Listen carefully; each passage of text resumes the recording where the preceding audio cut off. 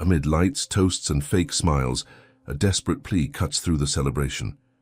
"Please, Mom, give me back my crutch," begs the girl lying on the wet grass. The father, upon hearing this, realizes he returned home at the exact right moment. But what he discovers that night is only the beginning of a calculated conspiracy. Chapter 1. The black sedan pulled through the iron gates 3 hours earlier than expected. Richard Montgomery loosened his tie as the vehicle rounded the curved driveway, his mind still tangled in numbers from the Tokyo conference that had ended abruptly. Through the window, he could see the glow of lights cascading across the manicured lawn, the silhouettes of guests mingling on the terrace, champagne glasses catching the last rays of the setting sun. Victoria had mentioned something about hosting a charity gala this weekend, but he had assumed it would be a small affair, not this elaborate display of wealth and influence. The car rolled to a stop near the side entrance. Richard gathered his briefcase and stepped out, nodding to James, his driver, who had served the family for nearly a decade. The older man's expression seemed strained, his usual calm demeanor replaced by something Richard could not quite identify. Concern, perhaps, or worry. Walking toward the house, Richard could hear the murmur of conversation, the delicate notes of a string quartet drifting through the warm Connecticut evening. He paused at the corner of the mansion, adjusting his cufflinks, preparing to enter through the back to avoid disrupting Victoria's carefully orchestrated event.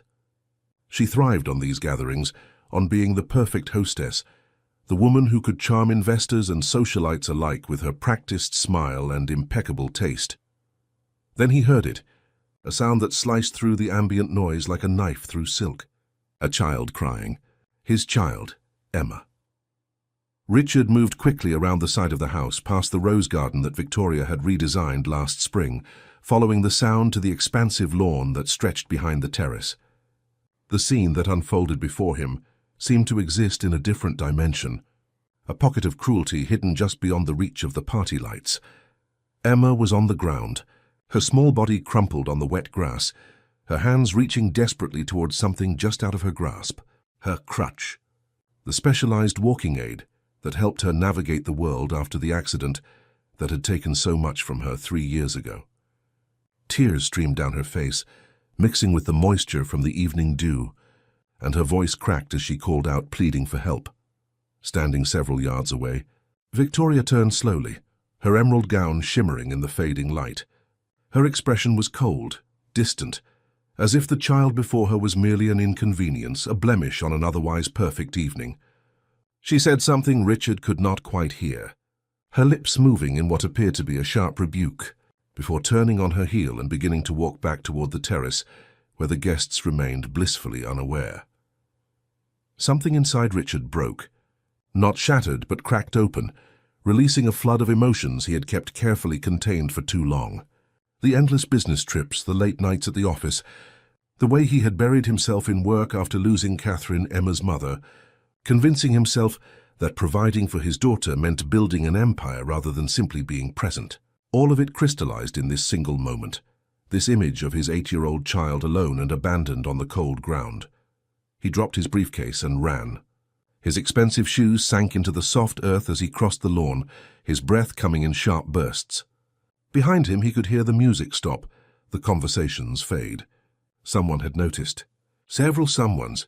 But Richard did not care about the audience, about the eyes that were surely turning toward this unfolding drama. He cared only about reaching Emma. When he knelt beside her, she looked up at him with eyes that held a mixture of surprise and relief. She had not expected him home tonight. She had not expected anyone to come for her.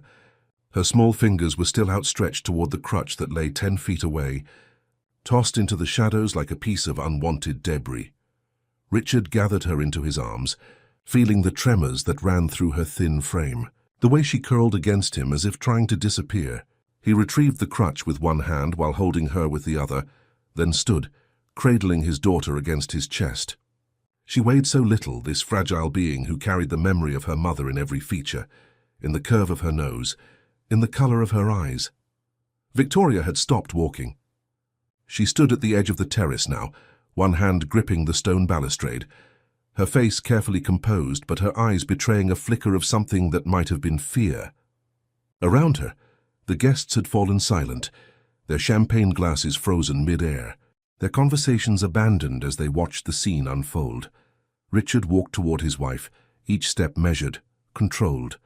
Emma buried her face in his shoulder, her quiet sobs muffled against his jacket.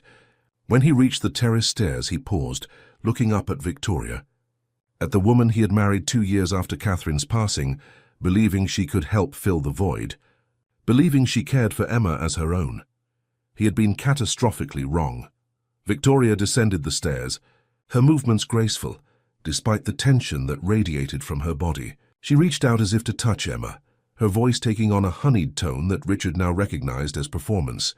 She began to speak, words tumbling out about misunderstandings, about Emma being difficult, about how she had only been trying to teach the child independence. Richard cut her off. His voice was low, steady, but carried a weight that made several nearby guests take a step back. He told her to stop, to not say another word, to not touch his daughter. The pretense, the facade of the happy blended family, crumbled in that instant, revealed as the fragile illusion it had always been. Martha, the housekeeper who had been with the Montgomery family since before Emma was born, appeared at the edge of the crowd. Her weathered face was drawn with concern, her hands clasped tightly together. When Richard's eyes met hers, she gave a small nod, a gesture that confirmed what he was beginning to understand. This was not an isolated incident. This had been happening for some time, hidden behind closed doors, concealed beneath Victoria's carefully maintained image. Richard shifted Emma's weight in his arms and spoke clearly enough for everyone to hear. He told Victoria to pack her things, to leave this house tonight, that their arrangement, their relationship, whatever it had been, was finished. The guests gasped, a collective intake of breath that rippled through the assembled crowd. Victoria's face went pale beneath her makeup, her mouth opening and closing as she searched for words that would not come. She tried to argue, to plead, to appeal to the audience of powerful people who had gathered to celebrate her hospitality. She painted herself as the victim, the stepmother who had tried so hard only to be rejected by a troubled child, a grieving man who could not see reason. Her voice rose, becoming shrill, desperate. But Martha stepped forward, the elderly housekeeper who had witnessed countless private moments, who had cleaned Emma's tears and tended her injuries, spoke with quiet authority. She confirmed what Richard had seen, described incidents he had missed during his endless absences, painted a picture of systematic cruelty disguised as discipline. The guests shifted uncomfortably, some looking away, others whispering behind their hands. James, the driver, had moved closer as well, positioning himself near the driveway, as if to ensure Victoria would indeed depart as ordered. His presence was a silent testimony, another witness to truths that could no longer be hidden. Richard turned away from his wife, from the woman who had revealed herself to be a stranger and carried Emma into the house. Behind him he could hear Victoria's protests, the murmur of the departing guests, the collapse of the evening she had so carefully orchestrated. But none of it mattered. Only Emma mattered, only making sure she was safe, warm, clean. Inside, he climbed the wide staircase to the second floor, to Emma's room with its pale yellow walls and shelves lined with books she loved. He set her gently on the bed and retrieved a warm washcloth from her bathroom, carefully cleaning the grass stains from her hands and face, wiping away the tears that had begun to dry on her cheeks. She watched him silently, her eyes wide and uncertain, as if she could not quite believe he was really there. Richard wanted to speak, to explain, to apologize for all the times he had not been present, all the moments he had missed. But the words caught in his throat, inadequate for the magnitude of his failure. Instead, he simply held her hand, feeling the delicate bones beneath her skin, the slight tremor that still ran through her fingers. Martha appeared in the doorway with a tray of warm milk and cookies, comfort food that Emma had loved as a small child. The housekeeper set the tray on the bedside table and exchanged a meaningful glance with Richard. They would need to talk, she seemed to say. There was much to discuss, much he needed to know. But first he needed to be here, fully present for his daughter. He needed to begin the long process of rebuilding the trust he had allowed to erode, the connection he had let fray. He pulled a chair close to Emma's bed and sat down, making it clear he was not going anywhere, not tonight, not ever again if he could help it. Emma reached for a cookie with shaking hands, took a small bite, and then looked at her father with an expression that broke his heart. It was hope, fragile and tentative, mixed with fear that this moment might be temporary, that tomorrow things might return to the way they had been. That he might leave. Again. Richard made a silent promise to himself and to his daughter. Things would be different. He would be different. The empire could wait. The business deals could be delegated. Emma needed a father, not an empire builder. She needed protection, presence, love. Downstairs he could hear movement, voices, the sounds of Victoria gathering her belongings. Good, he thought. Let her leave. Let this chapter close so a new one could begin. He had been blind for too long, choosing to see only what was convenient, what allowed him to maintain his carefully controlled existence. But he could see clearly now, and what he saw demanded action, demanded change. As Emma finished her milk and curled up beneath her blankets, Richard remained in the chair, watching over her as she drifted towards sleep, her small hand still clutching the edge of his sleeve, as if anchoring herself to his presence. This was where he belonged. This was what mattered. Everything else was just noise. Chapter 2. Morning light filtered through Emma's curtains, casting soft shadows across the room where Richard had spent the entire night, dozing fitfully in the chair beside her bed. His back ached, his suit was wrinkled beyond repair, and his phone had buzzed incessantly with messages he had ignored. For the first time in 3 years, the business could wait. His daughter stirred beneath the covers, her eyes opening slowly, and when she saw him still there, a small smile crossed her face before uncertainty clouded it again. Martha knocked softly before entering with a breakfast tray. The smell of fresh pancakes and maple syrup filled the room, and Richard noticed how Emma's expression brightened at the familiar comfort food. The housekeeper had been making these same pancakes since Emma was a toddler, back when Catherine was still with them, back when breakfast had been a family ritual rather than a rushed obligation before school. As Emma ate slowly, carefully, Richard finally picked up his phone. 47 messages, 12 missed calls. Most were from his office, but 3 were from a number he did not immediately recognize. He excused himself and stepped into the hallway, pressing the callback button. The voice that answered was crisp, professional. It belonged to Philip Chen, his chief financial officer, a man Richard had trusted implicitly for nearly 8 years. But there was tension in Philip's tone that set off alarm bells in Richard's mind. There had been unusual activity detected in several of the company's secured accounts, digital signatures that did not match standard protocols, access attempts that appeared legitimate but occurred at irregular hours from locations that made no sense. Richard's jaw tightened as he listened. He had built Montgomery Technologies from the ground up, transforming a small software startup into a major player in cybersecurity and data management. The company's reputation was built on ironclad protection of client information. Any breach, any hint of vulnerability could destroy everything he had worked for. But even as Philip spoke, even as the implications became clear, Richard felt a strange detachment. Yesterday, this news would have sent him into crisis mode, would have had him booking the next flight to wherever he needed to be to contain the damage. Today, standing in the hallway outside his daughter's room, hearing her soft voice as she talked to Martha about the pancakes, his priorities had shifted. He told Philip to secure what they could, to bring in their best forensic team, but that he would not be coming into the office today. There was a pause on the other end of the line, a moment of surprised silence. Richard Montgomery never missed a crisis. He was always the first one in, the last one to leave, the man who steered the ship through every storm. Philip started to protest, to explain the urgency, but Richard cut him off gently. He had something more important to handle. Philip would need to take point on this, at least for now.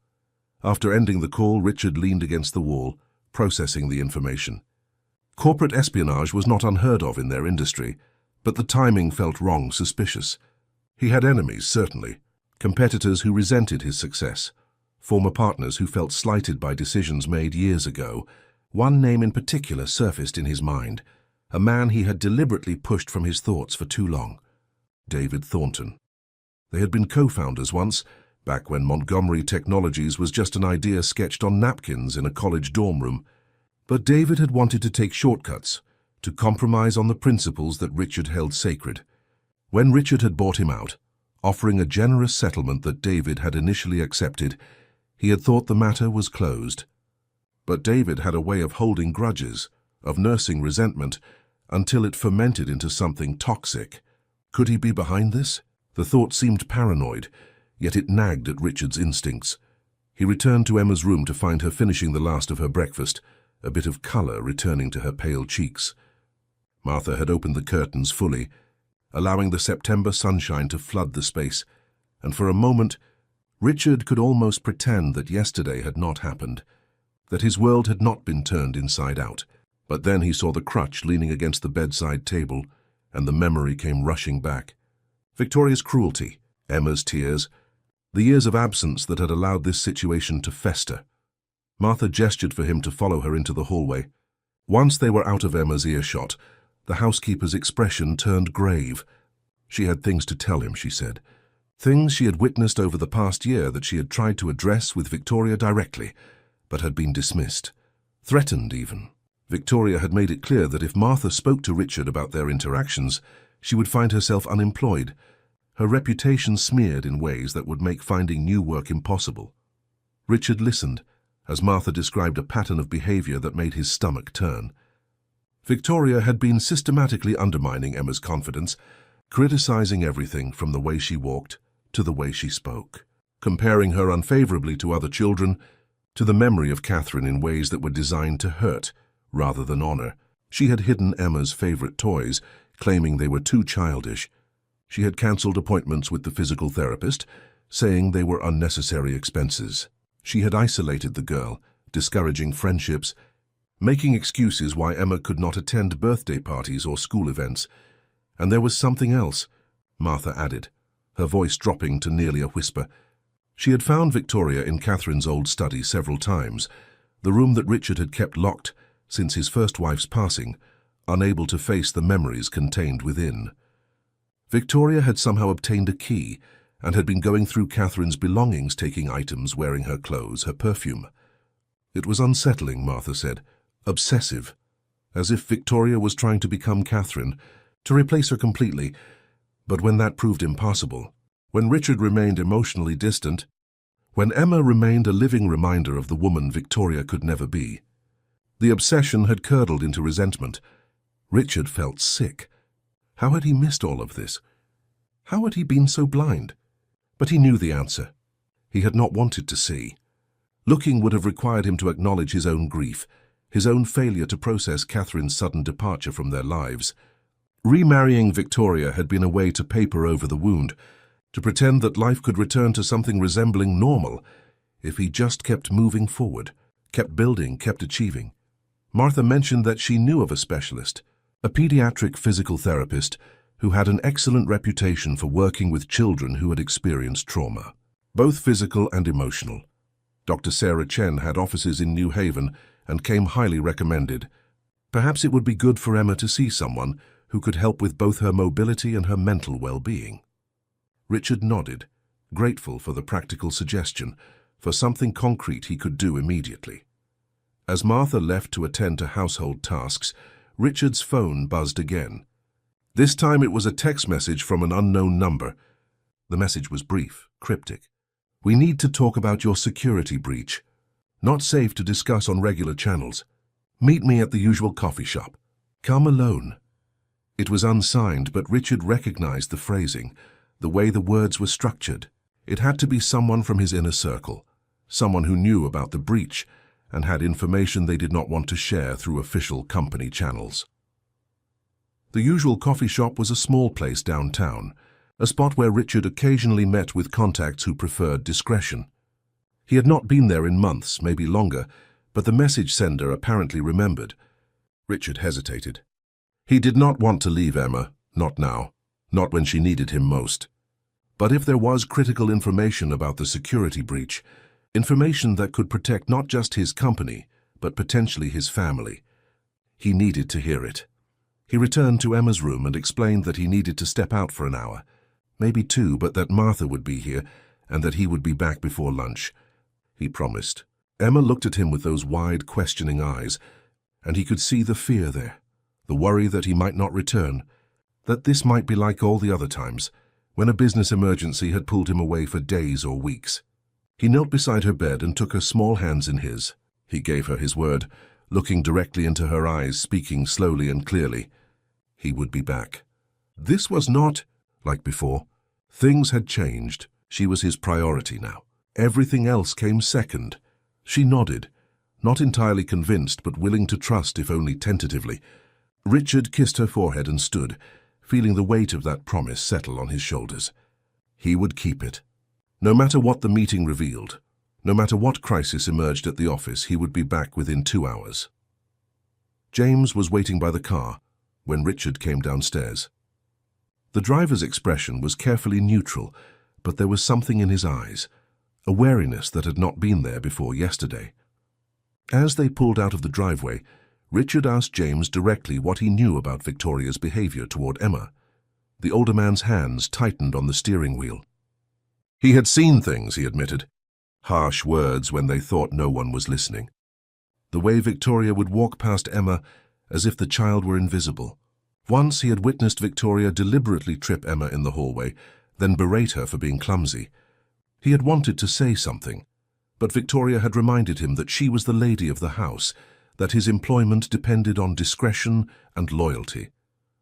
Richard closed his eyes, absorbing this information. Another person who had known, who had seen, who had been silenced by fear and manipulation. He told James that those days were over. If the driver ever saw anything that concerned him, anything at all related to Emma's welfare, he was to come to Richard immediately. No more silence. No more secrets. The coffee shop was busy when they arrived, filled with the morning rush of professionals grabbing their caffeine before heading to offices throughout the city. Richard scanned the room and spotted a familiar face in the corner booth.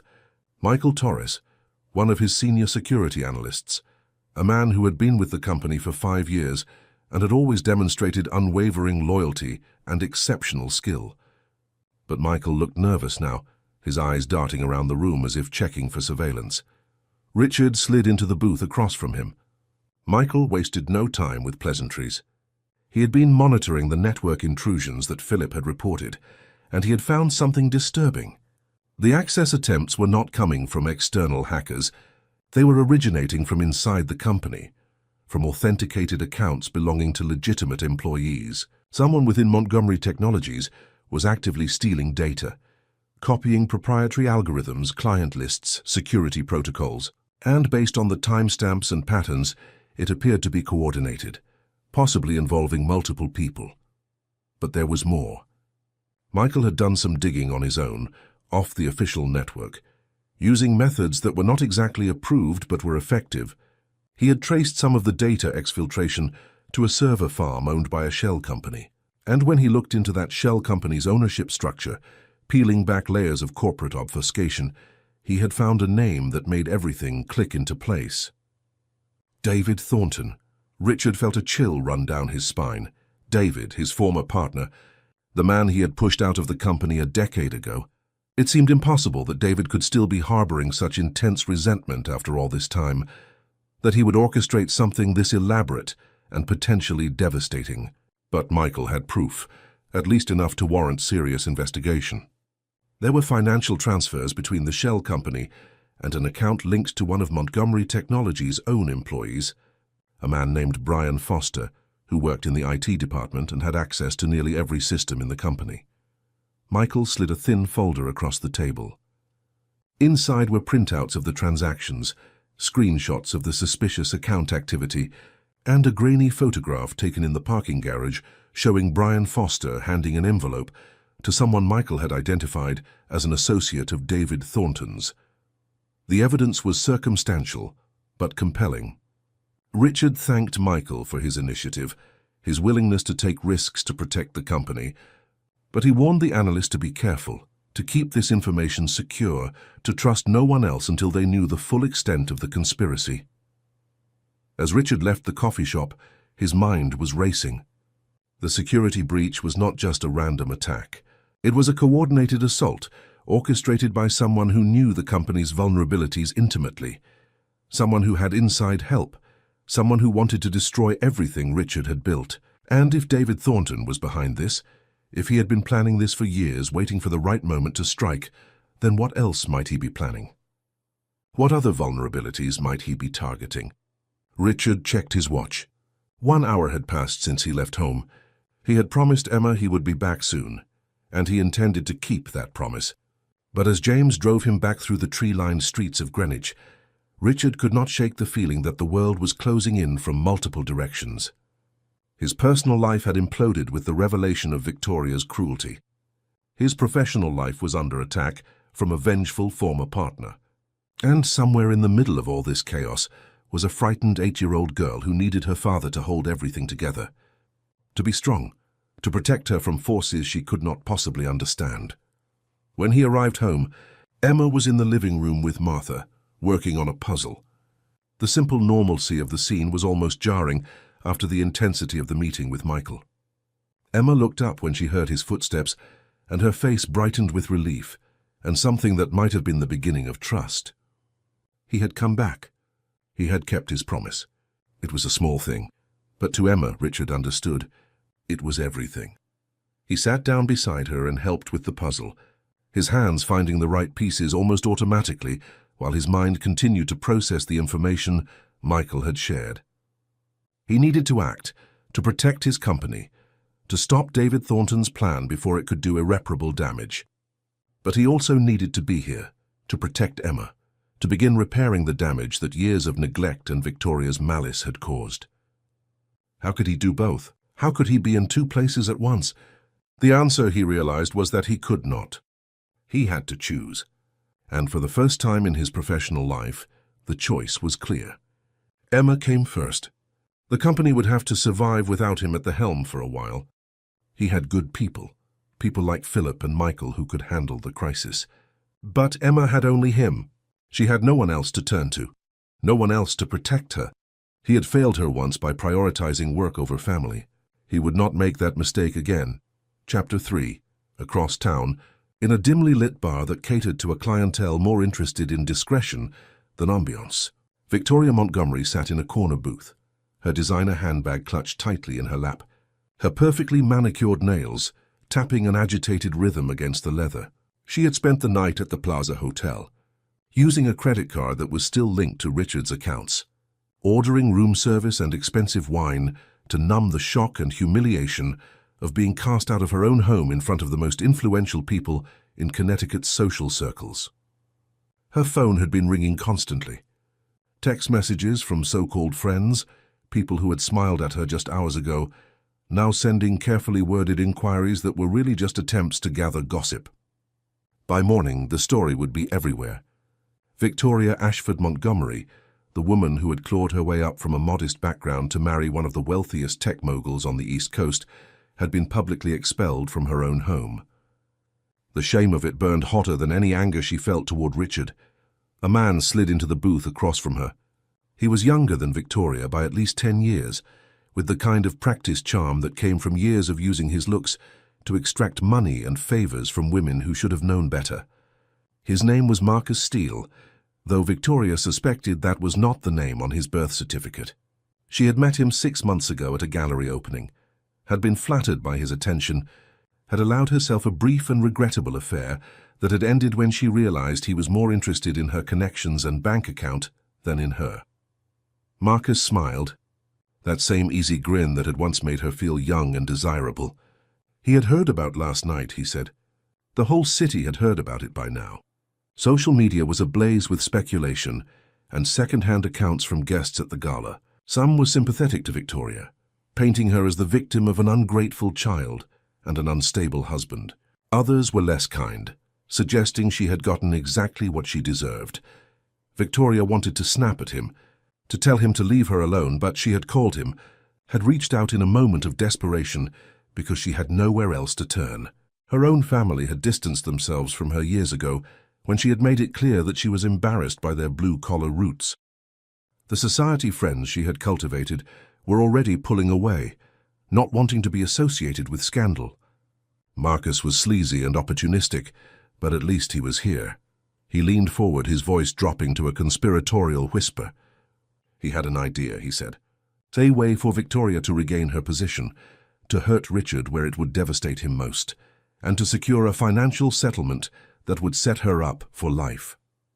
But it would require Victoria to be willing to play dirty, to ally herself with people who had their own reasons for wanting to see Richard Montgomery destroyed.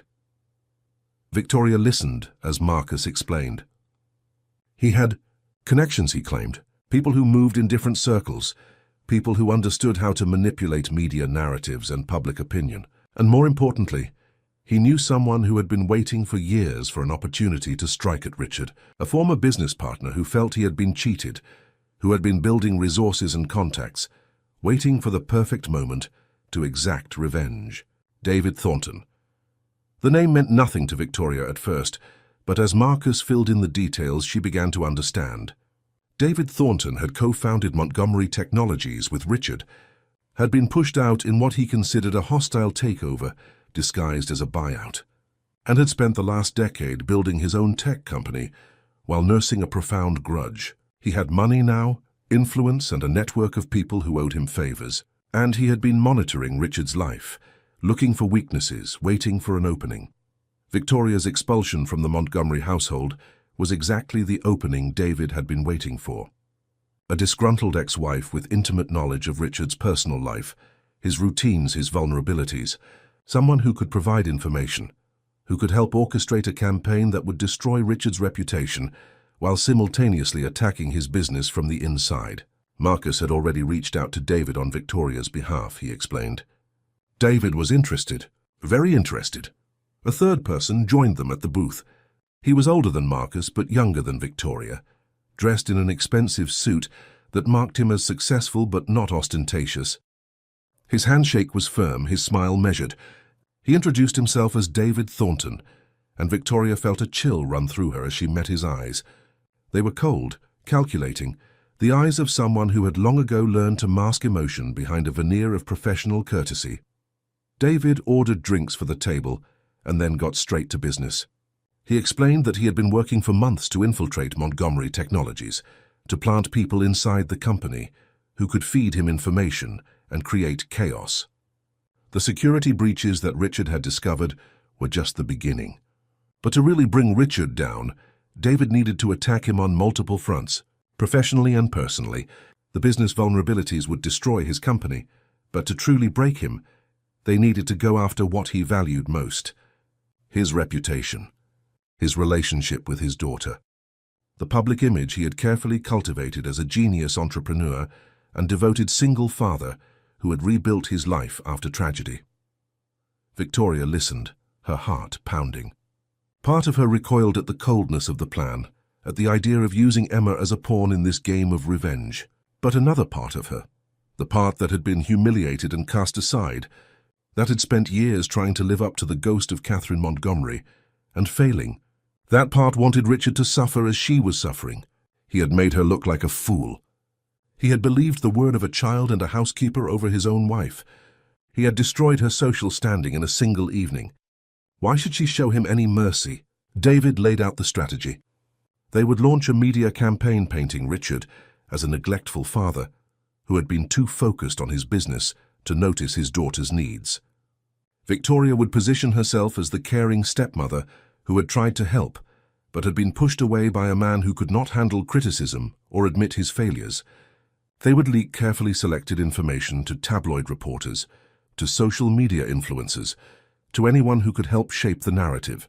And while the public relations battle raged, David's people inside Montgomery Technologies would continue to sabotage operations, steal data, and create problems that would make investors nervous and clients suspicious. The goal was not just to wound Richard, David explained. It was to destroy him completely, to take everything he had built and reduce it to ashes. And then, when Richard was at his lowest, when he had lost his company and his reputation, when he was struggling to hold on to custody of his daughter, David would swoop in and buy the remains of Montgomery Technologies for pennies on the dollar. He would own Richard's life's work. It would be the ultimate revenge. Victoria asked what was in it for her. David smiled, that cold, calculated expression that never reached his eyes. Financial compensation, of course. Generous settlement that would come from Richard's accounts and assets. But more than that, David said, Victoria would have the satisfaction of watching Richard lose everything. Was that not worth something? Was that not what she wanted after the humiliation he had inflicted on her? Victoria thought about Emma's face, tear-streaked and desperate on the lawn. She thought about Richard's expression, as he had confronted her, the disgust in his eyes, the finality in his voice when he had ordered her to leave. She thought about Catherine, the perfect wife, the beloved mother, the woman whose memory Victoria had tried so hard to erase and whose presence still haunted every corner of that house. And she thought about the society friends who were already whispering behind her back, the invitations that would stop coming, the life she had built that was crumbling around her. She agreed. She would help David destroy Richard Montgomery, whatever it took. Marcus grinned, pleased with himself for bringing them together. David signaled the waiter for another round of drinks. They spent the next 2 hours planning, coordinating their stories, identifying weaknesses they could exploit. David had already drafted false narratives that would be released to friendly journalists. Marcus had contacts at several gossip websites and entertainment news channels. Victoria provided insights into Richard's schedule, his habits, the people he trusted. She drew from memory the layout of the house, where Richard kept important documents. Which of the staff members might be sympathetic to her version of events? By the time they left the bar, a plan was in motion. David's inside man at Montgomery Technologies, Brian Foster, would escalate the sabotage over the coming days. Victoria would record a tearful video confession that would be strategically leaked to social media, portraying herself as a victim. Marcus would work his connections to ensure the story gained traction in the right circles. And David would continue to orchestrate the dismantling of Richard's business empire from behind the scenes, using shell companies and proxies to hide his involvement. Meanwhile, at the Montgomery mansion, Martha was conducting her own investigation. Something had been nagging at her since yesterday's confrontation. She had seen Victoria's reaction when Richard had ordered her out of the house, had noticed the flash of calculation beneath the shock. The way Victoria's mind had immediately started working on some plan, even as she protested her innocence. Martha had worked for wealthy families long enough to recognize when someone was truly remorseful and when they were simply regrouping. After ensuring Emma was settled for the afternoon with a book and some drawing supplies, Martha returned to Victoria's former bedroom. The police had not been called. There was no crime scene, so the room remained essentially as Victoria had left it. She had taken her clothes and jewelry, her personal items, but had been forced to leave in such haste that surely something had been overlooked. Martha searched systematically, checking drawers and closets, looking under the bed and behind furniture. In the back of the closet, hidden behind a row of evening gowns, she found a locked trunk that she did not recognize. It was expensive, made of dark wood with brass fittings, and it looked old, like something from another era. Martha tried several keys from Victoria's abandoned keyring before finding one that fit. Inside the trunk, Martha discovered things that made her blood run cold. They were items belonging to Catherine Montgomery, things that Richard had kept in his late wife's study, things that should never have been removed. Photographs had been defaced, Catherine's face scratched out or covered. There were journals, Catherine's private writings from the years before her passing, with pages torn out and notes scribbled in the margins in Victoria's distinctive handwriting. Most disturbing were the clothes, Catherine's favorite dresses and scarves, all tailored to fit Victoria's slightly larger frame, stained with makeup and perfume as if Victoria had been wearing them, trying to become the woman whose place she had taken. But there was more.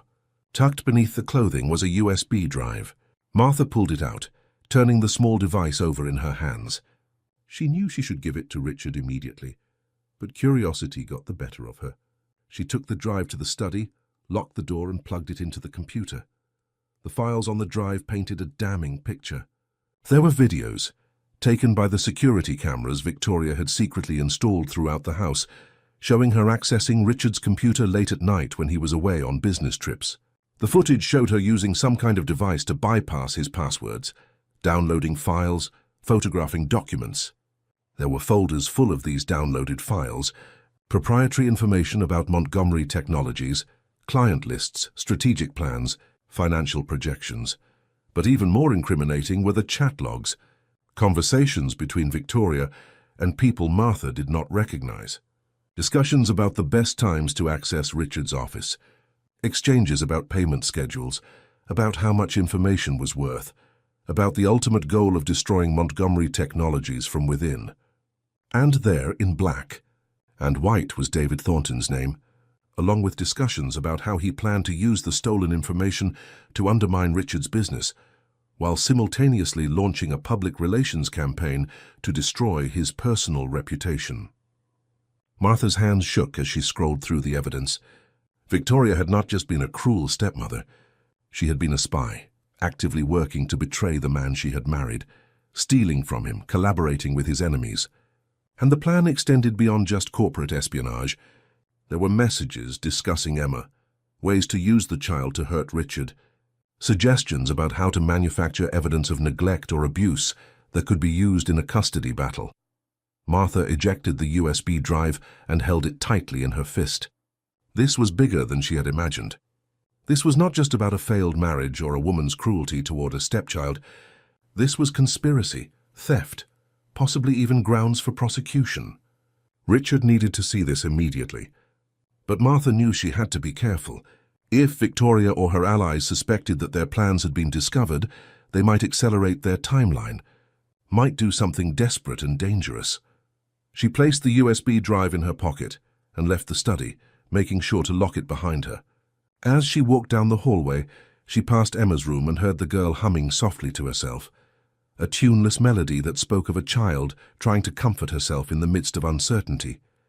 Martha's resolve hardened. Whatever happened next, Emma had to be protected. The little girl had already been through too much. She deserved to grow up safe, loved, without the shadow of these adult machinations hanging over her head. Martha found Richard in his home office, on the phone with his lawyers, discussing custody arrangements and legal separation from Victoria. When he ended the call, Martha closed the door and handed him the USB drive. She explained where she had found it, what it contained and what it meant. As Richard plugged the drive into his computer and began reviewing the files, his expression shifted from confusion to shock to cold fury. This was worse than the security breach Michael Torres had reported. This was betrayal on a profound and personal level. Victoria had not just been cruel to Emma. She had actively worked to destroy everything he had built, had allied herself with his enemies, had stolen from him while sharing his home and his bed. Richard made a decision. He would not confront Victoria directly. That would only tip his hand and give her time to destroy evidence or flee. Instead, he would work with his legal team and with law enforcement to build a case, to document every aspect of the conspiracy, to ensure that when he moved against Victoria and David Thornton, and whoever else was involved, the response would be swift, comprehensive and legally unassailable. He would protect Emma, protect his company, and make sure that the people who had tried to destroy his family faced consequences for their actions. Chapter 4. The attack came at dawn, launched across multiple platforms simultaneously in a coordinated strike that bore all the hallmarks of professional crisis manufacturing.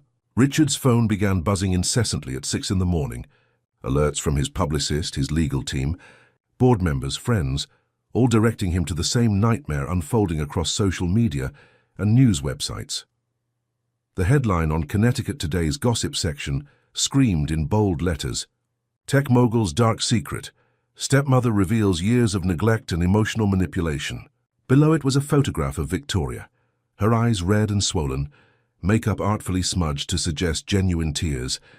The article painted a devastating portrait of Richard as an absent father who had been so consumed by his business empire that he had ignored his disabled daughter's needs, leaving her in the care of a stepmother who had tried her best but had been constantly undermined and eventually scapegoated for the family's dysfunction. But the article was just the beginning. On social media, a video was circulating that had already been viewed hundreds of thousands of times in just a few hours. In it, Victoria sat in what appeared to be a modest hotel room, dressed simply in a way that contrasted sharply with the designer gowns she typically wore. She spoke directly to the camera, her voice trembling with emotion as she described her attempts to care for Emma, to provide structure and discipline that the child desperately needed. only to be met with resistance from a man who refused to acknowledge his own failures as a parent. Victoria's performance was masterful. She never directly accused Richard of anything actionable, nothing that could be definitively proven false. Instead, she spoke in generalities about his absences, his business trips, the way he had turned to work as a way of avoiding the pain of his past. She positioned herself as the woman who had tried to love a broken family back to wholeness, only to be cast aside when she dared to suggest that Richard needed to be more present in his daughter's life. The comments section beneath the video was filled with messages of support. People condemning Richard without knowing any of the facts, ready to believe the worst because it fit a familiar narrative about wealthy men who prioritized money over family. Richard sat at his desk, his coffee growing cold as he scrolled through the coverage, watching his reputation unravel in real time. The board of directors at Montgomery Technologies had already called an emergency meeting. Several major clients had sent concerned emails, questioning whether the leadership instability at the company might affect service delivery. Investors were nervous. Stock prices would probably take a hit when the markets opened. But worse than any of that was the knowledge that Emma would see this. Her classmates' parents would see it. Her teachers would see it. The entire community would be talking about it. She would face questions, stares, whispers. The very thing he had been trying to protect her from, public scrutiny and judgment, was now unavoidable. Martha found him in the office, her face drawn with worry. She had already received calls from several other households in the neighborhood, people she knew from church and community groups, asking if the news reports were true, if Richard had really been neglectful, if Victoria had really been trying to help. Martha had defended him fiercely, but she could tell that many people were already forming their opinions based on headlines and a tearful video. Richard made several calls. First to Jennifer Walsh, his attorney, a woman with a reputation for aggressive litigation and zero tolerance for false narratives. Jennifer had already been reviewing the evidence from the USB drive that Martha had found, and she assured Richard that they had more than enough to prove Victoria's malice and dishonesty. But she warned him that the court of public opinion operated differently than a court of law. They would need to be strategic about their response, careful not to appear defensive or vindictive while also setting the record straight. Next, he called Frank Henderson, a private investigator who specialized in corporate espionage and white-collar criminal cases. Richard had worked with Frank once before, years ago, when a competitor had tried to poach his entire engineering team. Frank was thorough, discreet, and had connections throughout law enforcement. Richard explained the situation, the evidence they had gathered, the names involved. Frank listened carefully, and then promised to start digging immediately.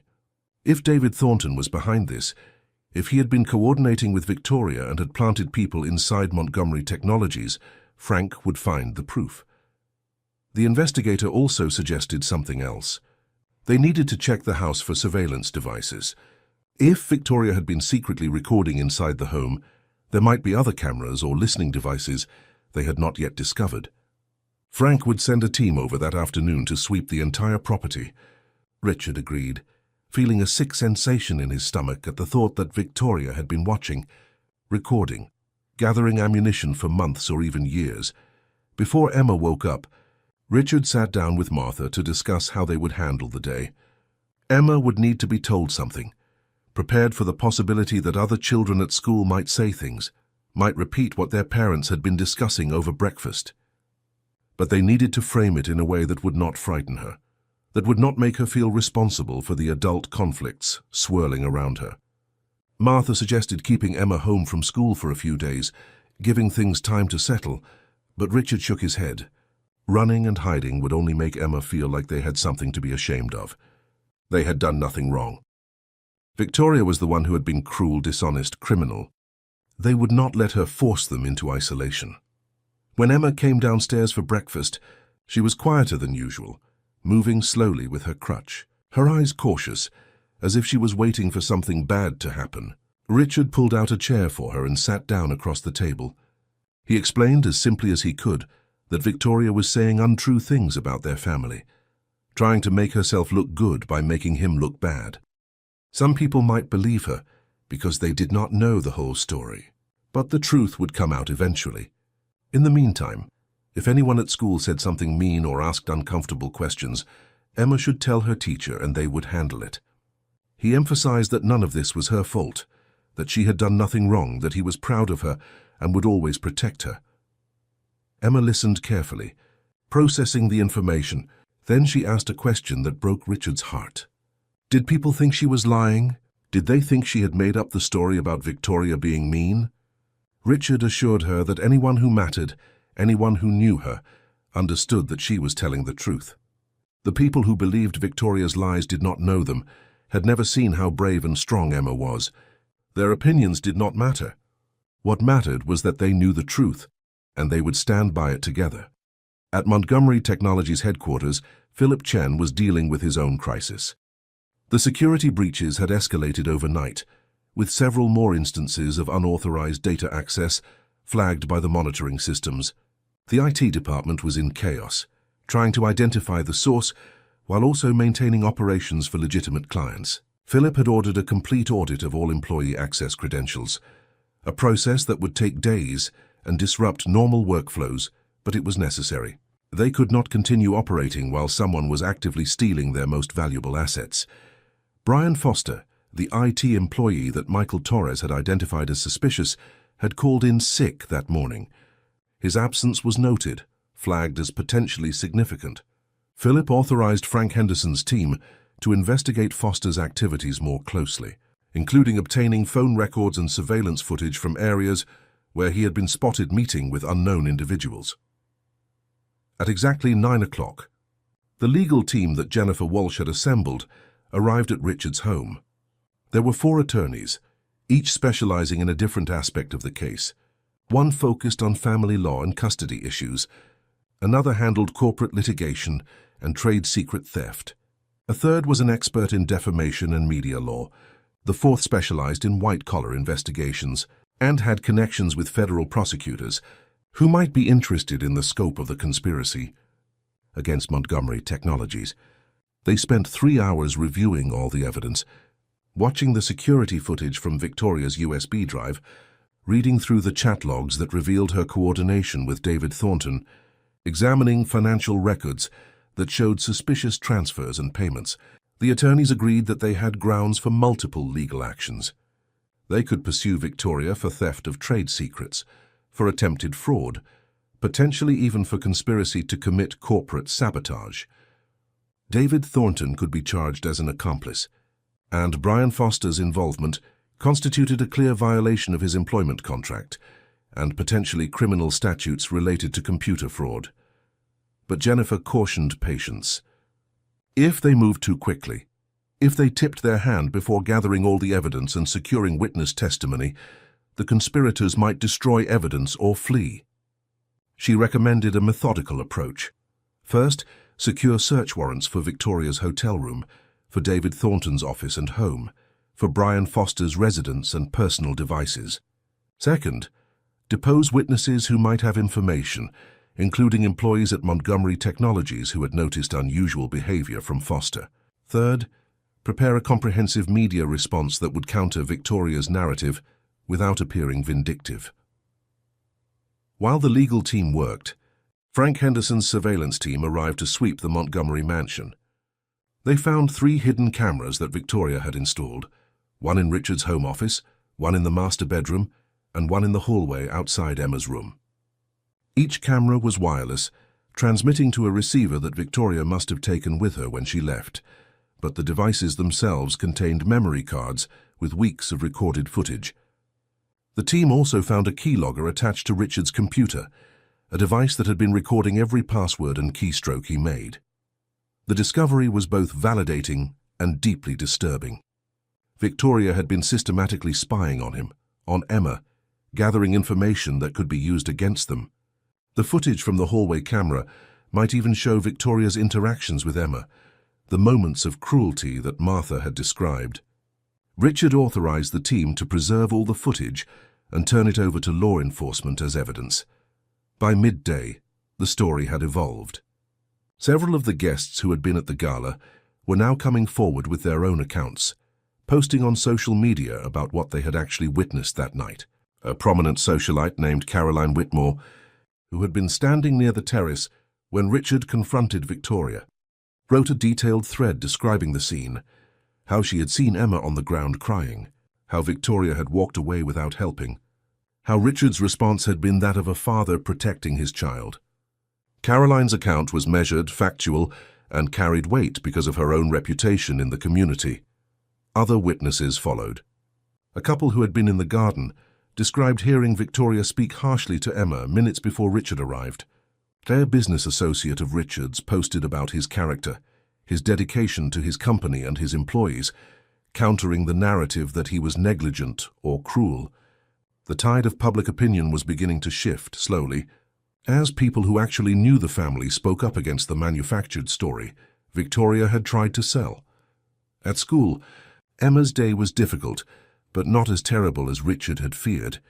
Her teacher, Mrs. Robertson, a kind woman in her 50s who had taught at the private academy for 20 years, was aware of the news coverage.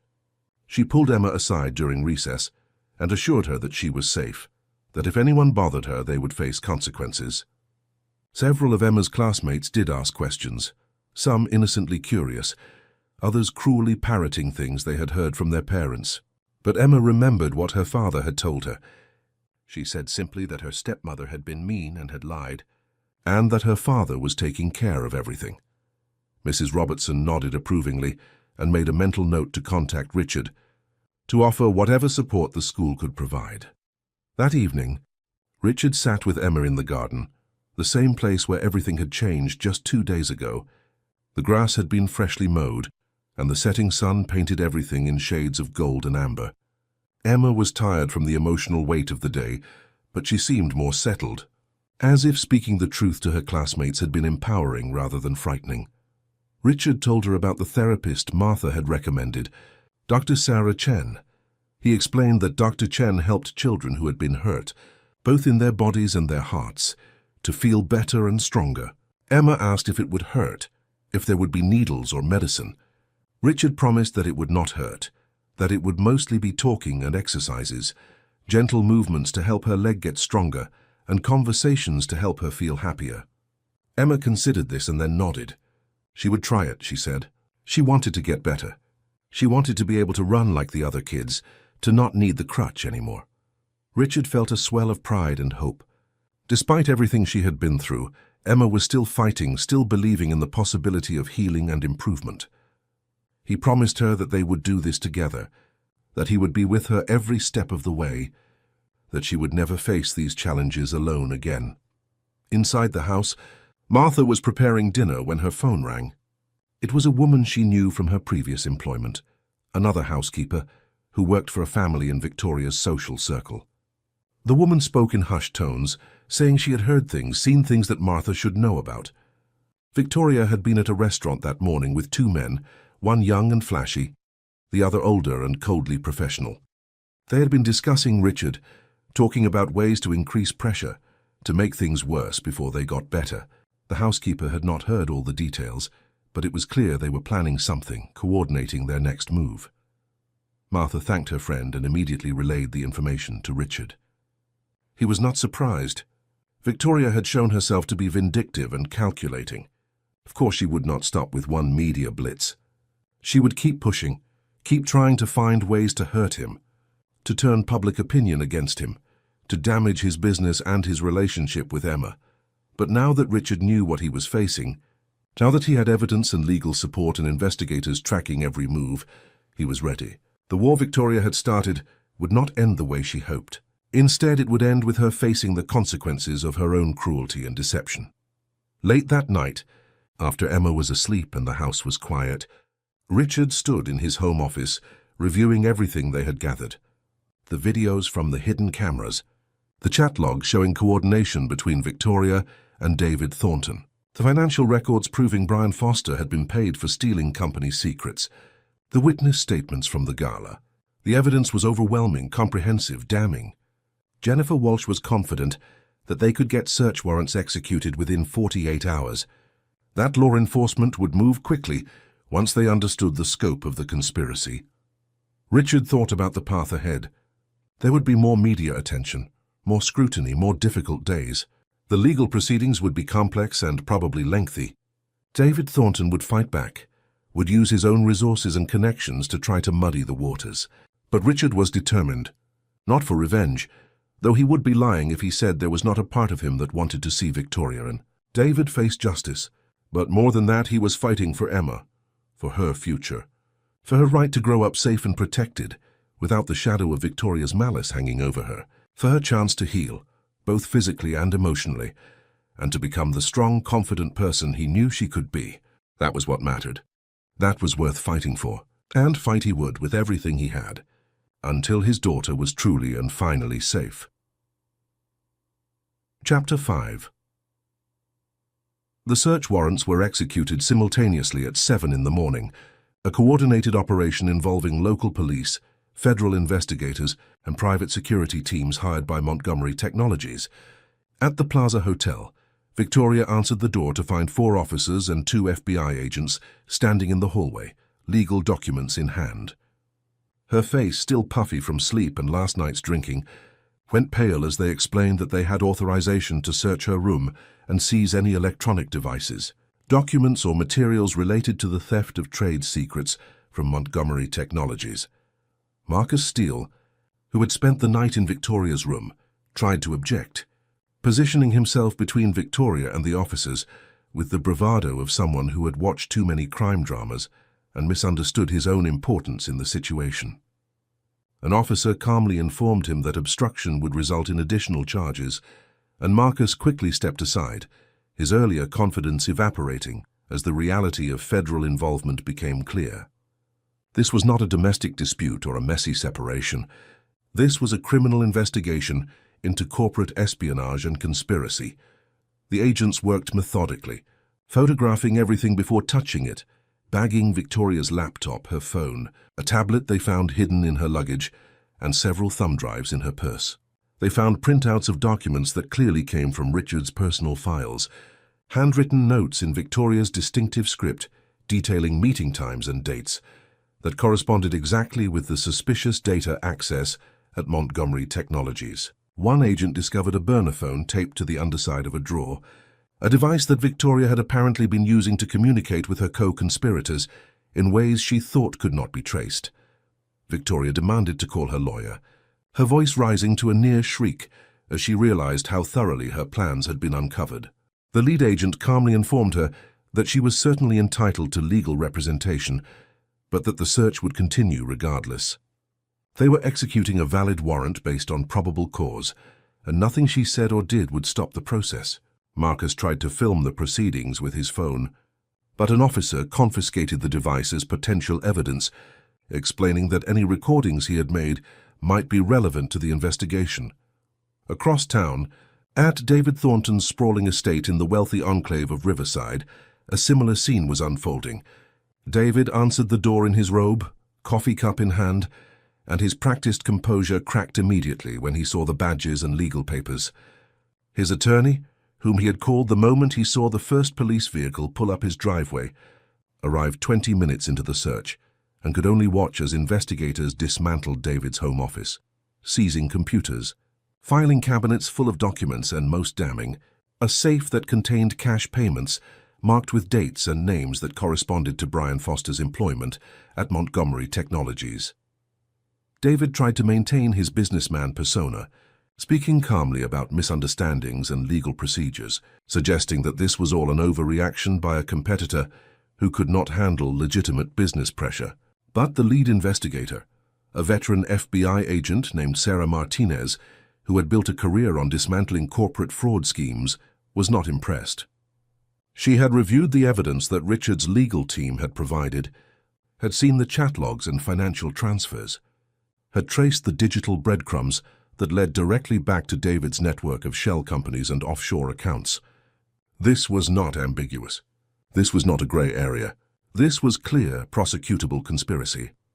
At Brian Foster's apartment in Stamford, the young IT specialist was caught trying to flee. He had packed a hasty bag and was heading for his car when police pulled into the parking lot. The laptop bag slung over his shoulder contained external hard drives filled with stolen Montgomery Technologies data, including proprietary algorithms worth millions of dollars. In his wallet, investigators found receipts from wire transfers totaling over $300,000, payments that had been made over the course of 18 months. Brian tried to claim he did not know what was on the drives, that he was just holding them for a friend, but the evidence spoke for itself. His own email account, accessed on his personal devices, contained clear instructions from David Thornton about what information to steal and when to extract it. By noon, the news networks had picked up the story, but now the narrative had shifted dramatically. Instead of headlines about a neglectful father, the coverage focused on the elaborate conspiracy to sabotage Montgomery Technologies and falsely destroy Richard Montgomery's reputation. Legal analysts appeared on cable news explaining the severity of the charges, the potential prison time for corporate espionage and trade secret theft. Victoria's tearful video, which had seemed so compelling just 24 hours ago, now looked like what it was: a calculated performance by someone desperate to cover her own criminal actions. At the Montgomery mansion, Richard watched the coverage with a mixture of relief and residual anger. Relief that the truth was finally being told, that the investigators had moved quickly and effectively, that Victoria and her accomplices would face consequences. But also anger that any of this had been necessary, that Emma had been caught in the crossfire of adult greed and vindictiveness, that he had been so blind to Victoria's true nature for so long. Emma was in the living room with Martha, working on her art project, deliberately shielded from the television coverage. Richard had decided that she did not need to see or hear the details of the legal proceedings. It was enough for her to know that the adults who had tried to hurt their family were being held accountable. The specifics, the charges and evidence and legal maneuvering were not appropriate for an 8-year-old to process. She needed stability, normalcy, routine. She needed to focus on healing, not on the darkness that had briefly threatened to consume their lives. Dr. Sarah Chen arrived at 2 in the afternoon for Emma's first appointment. She was a woman in her early 40s, with a warm smile and a gentle demeanor that immediately put Emma at ease. She had brought a bag full of colorful equipment, soft foam blocks and resistance bands and toys that looked more like games than medical devices. She explained to Emma that they would start slowly, just getting to know each other, understanding how Emma's leg felt on different days, what movements were comfortable and what caused discomfort. Richard watched from the doorway as Dr. Chen engaged Emma in what looked like play, but was actually careful assessment. She had Emma reach for different objects, shift her weight, balance on one foot while holding onto a sturdy bar. She never pushed, never forced, always offered encouragement and celebrated small successes. Within 30 minutes, Emma was laughing, genuinely enjoying the interaction, forgetting for a moment about everything else that had been happening. Dr. Chen spoke with Richard afterward, explaining her assessment and recommendations.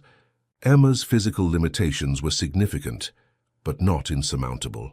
With consistent therapy, with proper exercises and gradual progression, there was real potential for improvement. She might never run marathons, but she could definitely gain more independence, more confidence in her mobility. The emotional component was equally important, Dr. Chen emphasized. Emma had been through trauma, both from the original accident that had injured her and from the subsequent mistreatment by Victoria.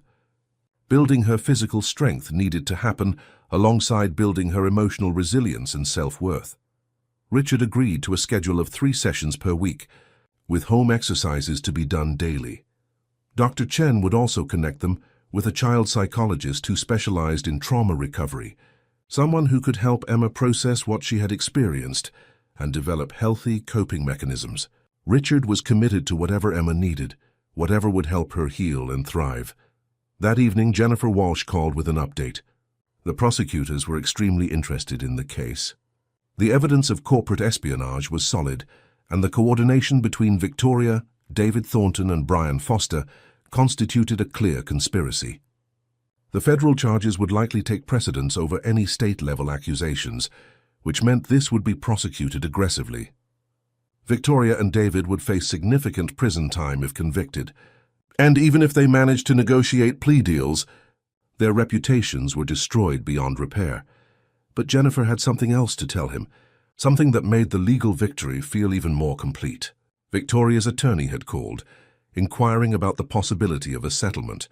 Victoria wanted to avoid trial, wanted to negotiate some kind of resolution that would keep her out of prison. Jennifer had been blunt in her response. There would be no settlement. Richard was not interested in making deals with someone who had abused his daughter and tried to destroy his life's work. Victoria could take her chances at trial, where a jury would see all the evidence, would hear testimony from Emma and Martha, and the other witnesses would understand exactly what she had done. The attorney had gone silent, understanding that his client had no leverage, no bargaining position. Similar overtures had come from David Thornton's legal team, equally desperate, equally rejected. David had gambled everything on his revenge scheme, and now he was facing the consequences. His own company's board of directors had voted to remove him, distancing themselves from the scandal. Investors were fleeing. Business partners were severing contracts. Everything he had built since leaving Montgomery Technologies was crumbling, and this time there would be no golden parachute, no generous buyout. Just legal liability and professional ruin. Brian Foster was cooperating with investigators, providing detailed testimony about how David had recruited him, how the payments had been structured, how the data theft had been coordinated. His cooperation might earn him a slightly reduced sentence, but he would still face years in federal prison for his role in the conspiracy. And his testimony would be devastating for David and Victoria at trial, providing the kind of insider details that would make conviction nearly inevitable. Over the following days, a rhythm began to establish itself in the Montgomery household. Emma attended her therapy sessions with Dr. Chen, slowly building strength and confidence. She returned to school, where Mrs. Robertson had addressed the entire class about kindness and not believing rumors, creating a protective space where Emma could focus on learning rather than defending herself. Several of Emma's classmates, children who had been standoffish or curious in uncomfortable ways, now approached her with genuine friendship, inviting her to join games at recess and sit with them at lunch. Richard restructured his work schedule, delegating more responsibilities to his executive team and limiting his own hours at the office. Philip Chen proved more than capable of managing daily operations, and the crisis management team Richard had assembled handled the remaining fallout from the security breaches efficiently. Clients who had been nervous were reassured by the swift legal action and the comprehensive security overhaul that Montgomery Technologies implemented. The company's stock price, which had dipped during the initial scandal, rebounded strongly as investors recognized that Richard had eliminated the threat and emerged with his integrity intact. Martha continued to be the steady presence that held the household together, managing schedules and meals and the countless details that made daily life function smoothly. She had testified to investigators about what she had witnessed, providing crucial corroborating evidence for the charges against Victoria. And she had found a new sense of purpose in supporting Emma's recovery, researching recipes that would support the girl's nutritional needs during intensive physical therapy, creating a calm and nurturing environment in the home. James, the driver, had also played a small but important role in the investigation. He had provided testimony about Victoria's suspicious activities. The times he had driven her to meetings she claimed were charity functions, but which he had later realized were coordination sessions with David Thornton and Marcus Steele. He had witnessed enough to paint a picture of deception and planning that stretched back months before the final confrontation at the gala. In the garden behind the mansion, where this entire crisis had begun, Emma was making progress. With her new lighter crutch and the strengthening exercises Dr. Chen had prescribed, she was moving with more confidence. Richard had arranged for chalk to be available, and Emma enjoyed drawing colorful paths on the stone patio, setting goals for how far she could walk, celebrating each small victory. There were setbacks, days when her leg ached, or when the memories of Victoria's cruelty crept back into her thoughts. But Richard was always there, patient and present, offering encouragement without pressure, support without smothering. One afternoon, Emma surprised him by presenting a drawing she had made during art class at school. It showed two figures, one tall and one small, holding hands and walking toward a bright sun. The simplicity of it, the hope it represented, brought unexpected tears to Richard's eyes. He hung it in his home office, where the morning light would illuminate it each day, a reminder of what truly mattered, of what he was fighting to protect and nurture. The preliminary hearing for Victoria's case was scheduled for the following month. Jennifer Walsh was confident about the outcome. The evidence was overwhelming, the witnesses were credible, and the charges were serious enough that a judge would almost certainly bind the case over for trial. Victoria's social standing, which she had worked so hard to build and maintain, was obliterated. The women who had once competed for invitations to her parties now avoided her completely. The charities she had supported quietly removed her name from donor lists. The life she had constructed as Mrs. Richard Montgomery was gone, replaced by the reality of her own choices and their consequences. David Thornton faced his own reckoning. The federal prosecutors were pursuing charges that could result in 20 years in prison if convicted on all counts. His attorneys were trying to negotiate, but they had little to offer. David had been the architect of the conspiracy, the one who had recruited others and coordinated the attacks on both Richard's business and personal life. There would be no sympathy from a jury, no mitigating circumstances that would excuse his actions. As the legal machinery ground forward, as depositions were taken and evidence was catalogued and trial preparations began, Richard found himself reflecting on how close he had come to losing everything. Not the business, not the money, not the social standing, but Emma. If he had continued down the path he had been on, buried in work and blind to what was happening in his own home, the damage might have been irreparable. Emma might have internalized Victoria's cruelty, might have grown up believing she was unwanted, burdensome, responsible for her mother's absence. The thought of that alternative reality was almost unbearable. But they had been given a second chance. The confrontation in the garden, as painful as it had been, had shattered the illusions and forced everyone to face uncomfortable truths. And now, slowly, carefully, they were building something new. Not perfect, not without scars, but real and honest and rooted in genuine love, rather than performance or pretense. Emma was healing. Richard was learning to be the father she needed. And the people who had tried to destroy them were facing the consequences of their actions. It was not a happy ending yet, but it was a beginning. A foundation on which something better could be built. Chapter 6. 3 weeks had passed since the searches and detentions, and autumn had settled fully over Connecticut, painting the trees in shades of amber and crimson. Emma stood in the garden, her hands gripping the parallel bars that Dr. Chen had installed for home practice, taking careful steps that required enormous concentration and effort. Richard watched from a nearby bench, close enough to intervene if needed, but far enough to give her space to work independently. Each step Emma took was a small victory, a reclamation of agency over her own body. Dr. Chen had explained that much of Emma's physical limitations stemmed not just from the injury itself, but from the way she had been discouraged from pushing herself. Victoria had reinforced helplessness, had made Emma feel that her limitations were permanent and shameful, that trying to improve was futile. Breaking through those psychological barriers was proving as important as rebuilding muscle strength. Emma needed to believe that progress was possible, that she was capable, that her body could be trusted to support her. The child psychologist they had started seeing, Dr. Michael Torres, a gentleman in his 60s with decades of experience helping children process trauma, had been instrumental in this shift. Through play therapy and careful conversation, he had helped Emma understand that what Victoria had done was not Emma's fault. That cruelty said everything about the person inflicting it and nothing about the person receiving it. Emma was beginning to articulate feelings she had kept buried, fears and hurts that had been festering in silence. And with each conversation, each validation of her experience, she seemed to stand a little taller, to carry herself with fractionally more confidence. Inside the house, Martha was baking, filling the kitchen with the warm scent of cinnamon and apples. She had noticed that Emma responded well to sensory comforts, to familiar smells and tastes that represented safety and care. The housekeeper had become something like a grandmother to Emma, providing steady affection and practical support that complemented Richard's growing emotional presence. Together, they were creating an environment where Emma could begin to believe in stability, in a future not defined by fear or hurt.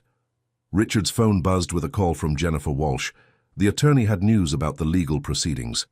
Victoria's preliminary hearing had resulted in the judge binding all charges over for trial as expected.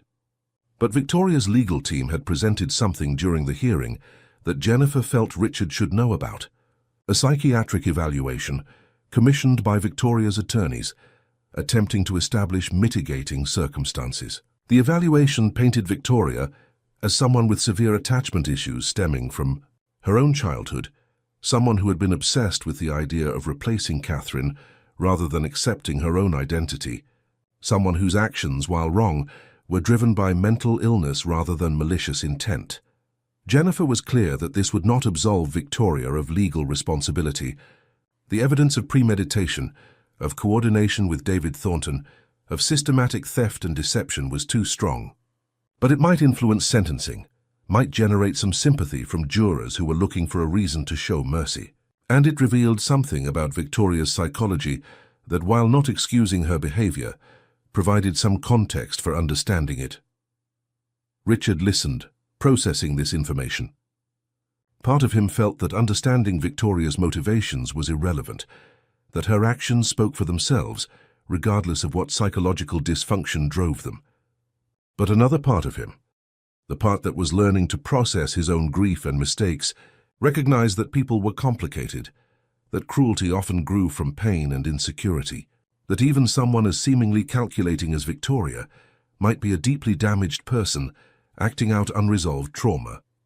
That evening, after Emma was in bed, Richard sat in Catherine's old study, the room he had kept locked for 3 years.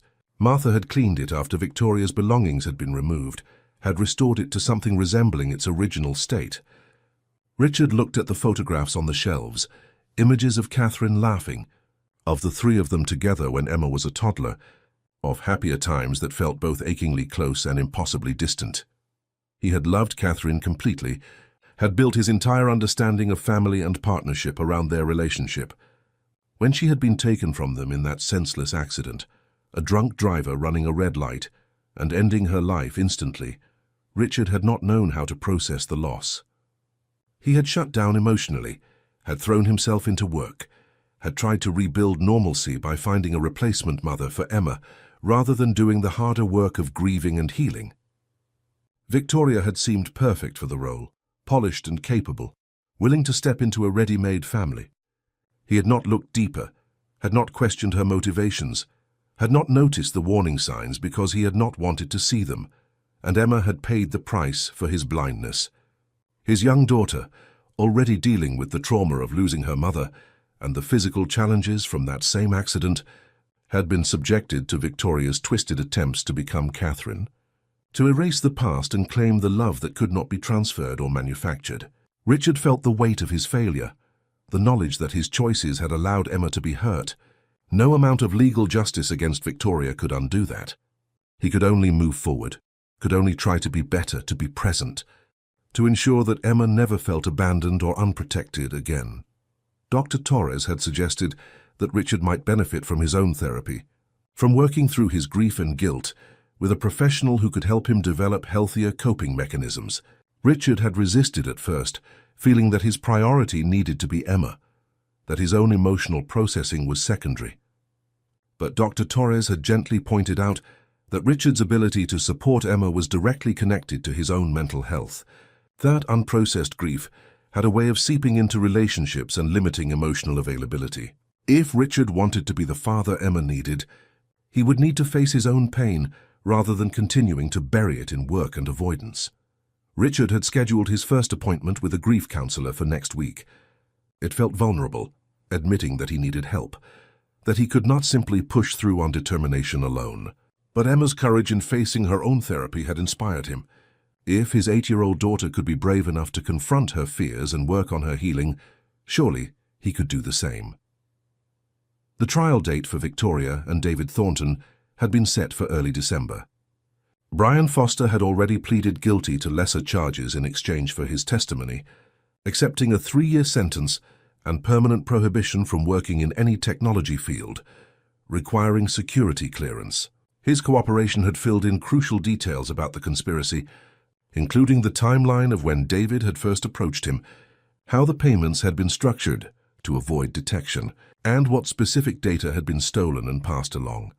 Frank Henderson, the private investigator, had uncovered additional evidence that strengthened the prosecution's case.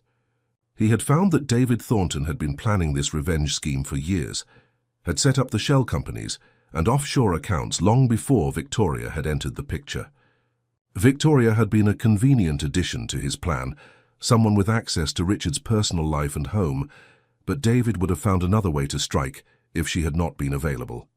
The depth of David's obsession with destroying Richard was chilling, suggesting a level of resentment that went beyond normal business rivalry into something pathological.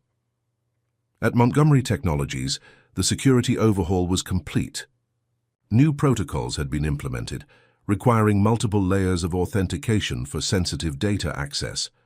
The company had hired a chief security officer whose sole focus was protecting against internal and external threats, and perhaps most importantly, the company culture had shifted to emphasize transparency and communication, encouraging employees to report suspicious activity without fear of retaliation. The breaches had been damaging, but the response had made the company stronger, more resilient. Several competitors and business analysts had reached out to Richard, impressed by how he had handled the crisis. Instead of trying to hide the problems or minimize them, he had confronted them directly, had cooperated fully with law enforcement, had been transparent with clients and investors about what had happened and how it was being addressed. The approach had built trust rather than undermining it, had demonstrated leadership and integrity in a way that no marketing campaign could have achieved. But Richard found that his perspective on business success had fundamentally changed. The metrics that had once driven him, the market share and revenue growth and industry recognition, felt less important now. He still cared about the company, still wanted Montgomery Technologies to thrive, but not at the expense of everything else. He had learned, in the most painful way possible, that professional achievement meant nothing if it came at the cost of personal relationships, if it left him disconnected from the people who mattered most. On a Saturday morning, Richard took Emma to a farmer's market in town, a simple outing that would have been unthinkable a month ago, when his weekends were consumed by work. They walked slowly through the stalls, Emma using her crutch but moving with increasing confidence, stopping to examine handmade crafts and sample local honey and watch a folk musician play guitar.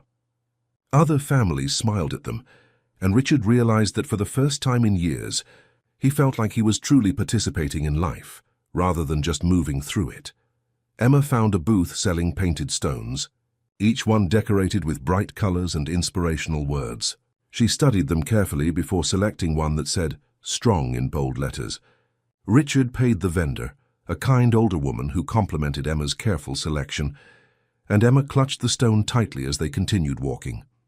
Later at home, she would place it on her nightstand, a small reminder of her own resilience and the strength she was building day by day. They stopped for lunch at a small cafe, sitting outside despite the autumn chill, wrapped in jackets and scarves. Emma ordered pancakes, her favorite, and ate with the appetite of a child who was finally feeling safe enough to enjoy food without anxiety. They talked about school, about the book Emma was reading, about the art project she was working on for class. Normal conversation, the kind Richard had taken for granted before Catherine's passing, and had been too absent to share during his years of grief-driven workaholism. On the way home, Emma asked a question that surprised Richard. She wanted to know what would happen to Victoria. Would she go to jail? For how long? Did that mean Emma would never have to see her again? Richard considered his response carefully. He explained that Victoria had done serious things that were against the law, and that, yes, she would probably have to go to jail for a while. But he emphasized that Emma was safe now, that Victoria would not be allowed to hurt her or scare her again, that there were legal protections in place to ensure that. He also gently noted that while Victoria had been very mean, she was also probably a sad and confused person who had never learned how to be kind. That did not excuse what she had done, but it meant that Emma did not have to carry hate in her heart. She could simply be glad that Victoria was gone from their lives and focus on moving forward. Emma thought about this for a long time, gazing out the car window at the passing landscape. Then she said something that demonstrated wisdom beyond her years. She said she felt sorry that Victoria was sad, but that did not mean Victoria should have been mean to her. Richard agreed completely, proud of his daughter's ability to hold both compassion and clear boundaries, to recognize someone's pain without accepting their harmful behavior. That night, as Richard tucked Emma into bed, she asked him to tell her stories about Catherine. This was new. For 3 years, Emma had rarely mentioned her mother, as if the memories were too painful to access. But now, perhaps feeling more secure in her relationship with Richard, perhaps having processed some of her trauma with Dr. Torres, she was ready to remember, to celebrate the woman who had loved her before everything had changed. Richard told stories he had not shared in years. How Catherine had sung silly songs while cooking dinner, making up ridiculous lyrics that made everyone laugh. How she had insisted on reading multiple bedtime stories every night, doing different voices for each character. How she had loved thunderstorms, would pull Emma onto the porch to watch the lightning and listen to the rain, teaching her to count the seconds between flash and thunder to gauge how far away the storm was. Small memories, ordinary moments that had seemed unremarkable at the time, but now felt precious beyond measure. Emma listened with rapt attention, occasionally asking questions, wanting to know more details. Did Mommy like chocolate or vanilla? What was her favorite color? Did she sing in the car? Richard answered each question, feeling the memories flow more easily than they had in years. He realized that he had been protecting himself from the pain of remembering, but in doing so, he had also denied both himself and Emma the comfort of celebrating Catherine's life. Grief did not have to mean forgetting. It could coexist with joy, with gratitude for the time they had been given, even as they mourned the time that had been stolen. As Emma drifted off to sleep, Richard sat with her a while longer, watching the peaceful rise and fall of her breathing, the relaxed expression on her face that suggested dreams unburdened by fear or anxiety. This, he thought, was what success looked like. Not a corner office or a growing stock price or industry accolades. This quiet moment of a child sleeping safely, knowing she was loved and protected. Everything else was just details. In the weeks leading up to the trial, Richard received an unexpected letter. It came through Jennifer Walsh's office, forwarded from Victoria's attorney. Victoria wanted to apologize, the letter said. She wanted Richard and Emma to know that she recognized the harm she had caused, that she had been consumed by jealousy and inadequacy, that she had allowed her obsession with becoming Catherine to blind her to the reality that Emma was a real child who deserved love and care, not a symbol of what Victoria could never have.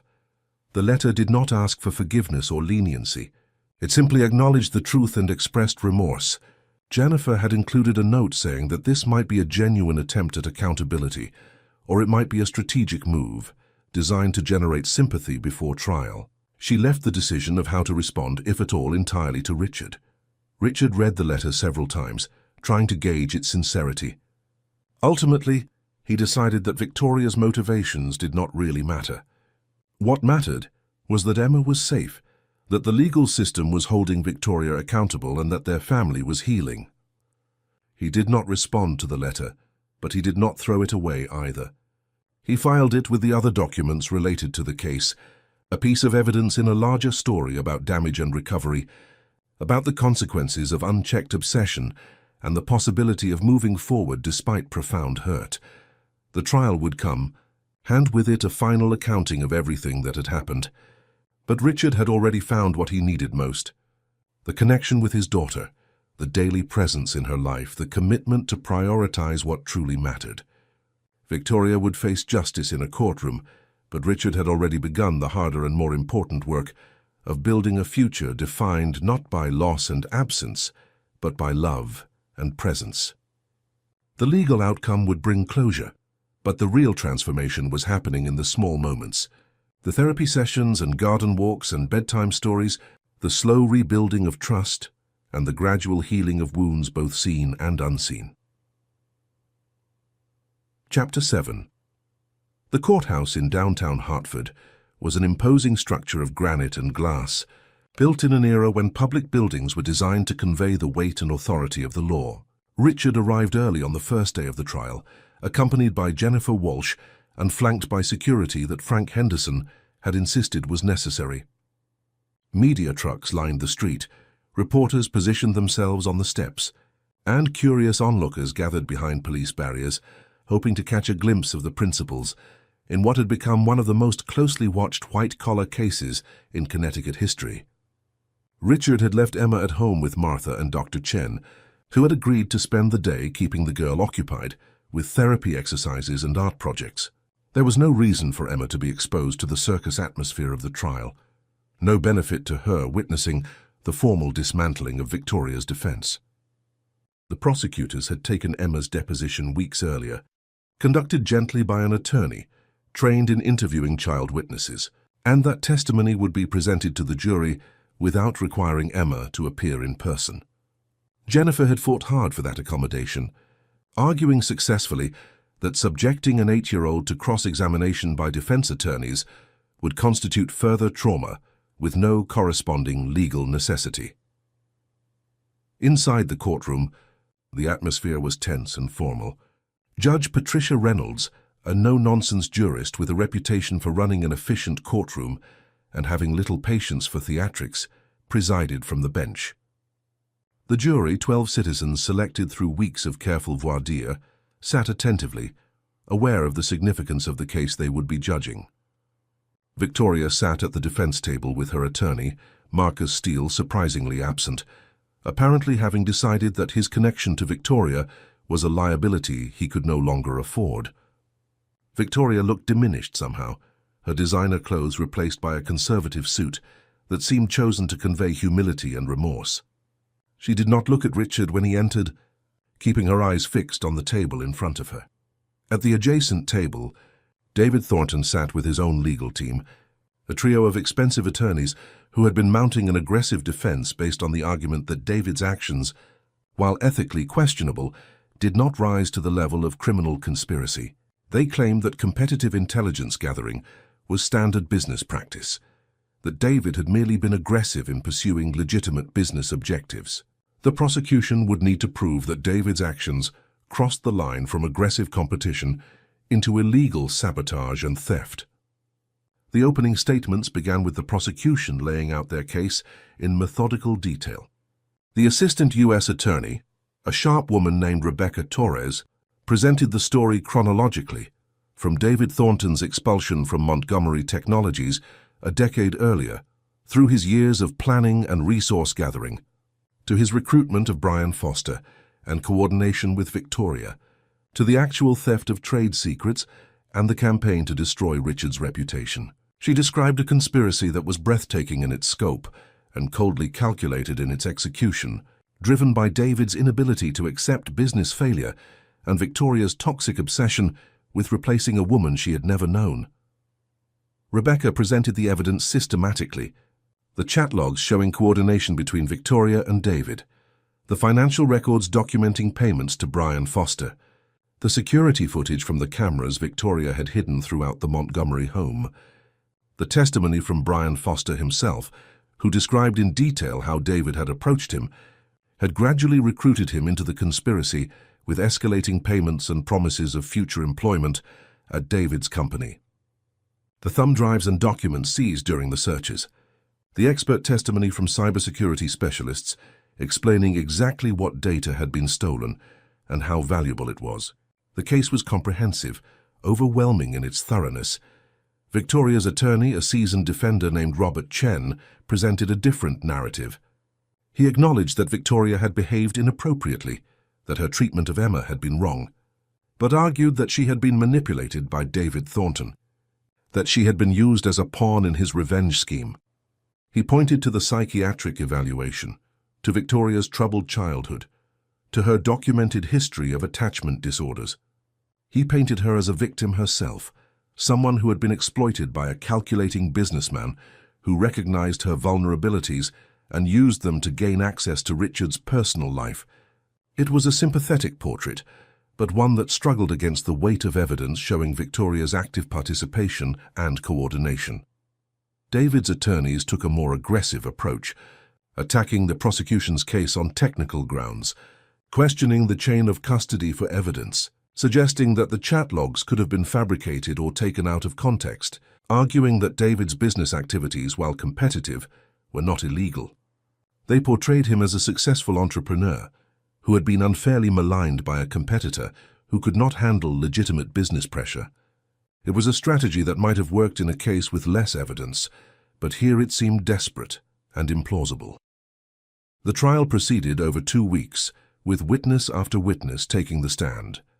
Martha testified about what she had witnessed in the Montgomery household, her voice steady as she described Victoria's cruelty and the fear Emma had lived with. James, the driver, corroborated key details about Victoria's suspicious meetings and activities.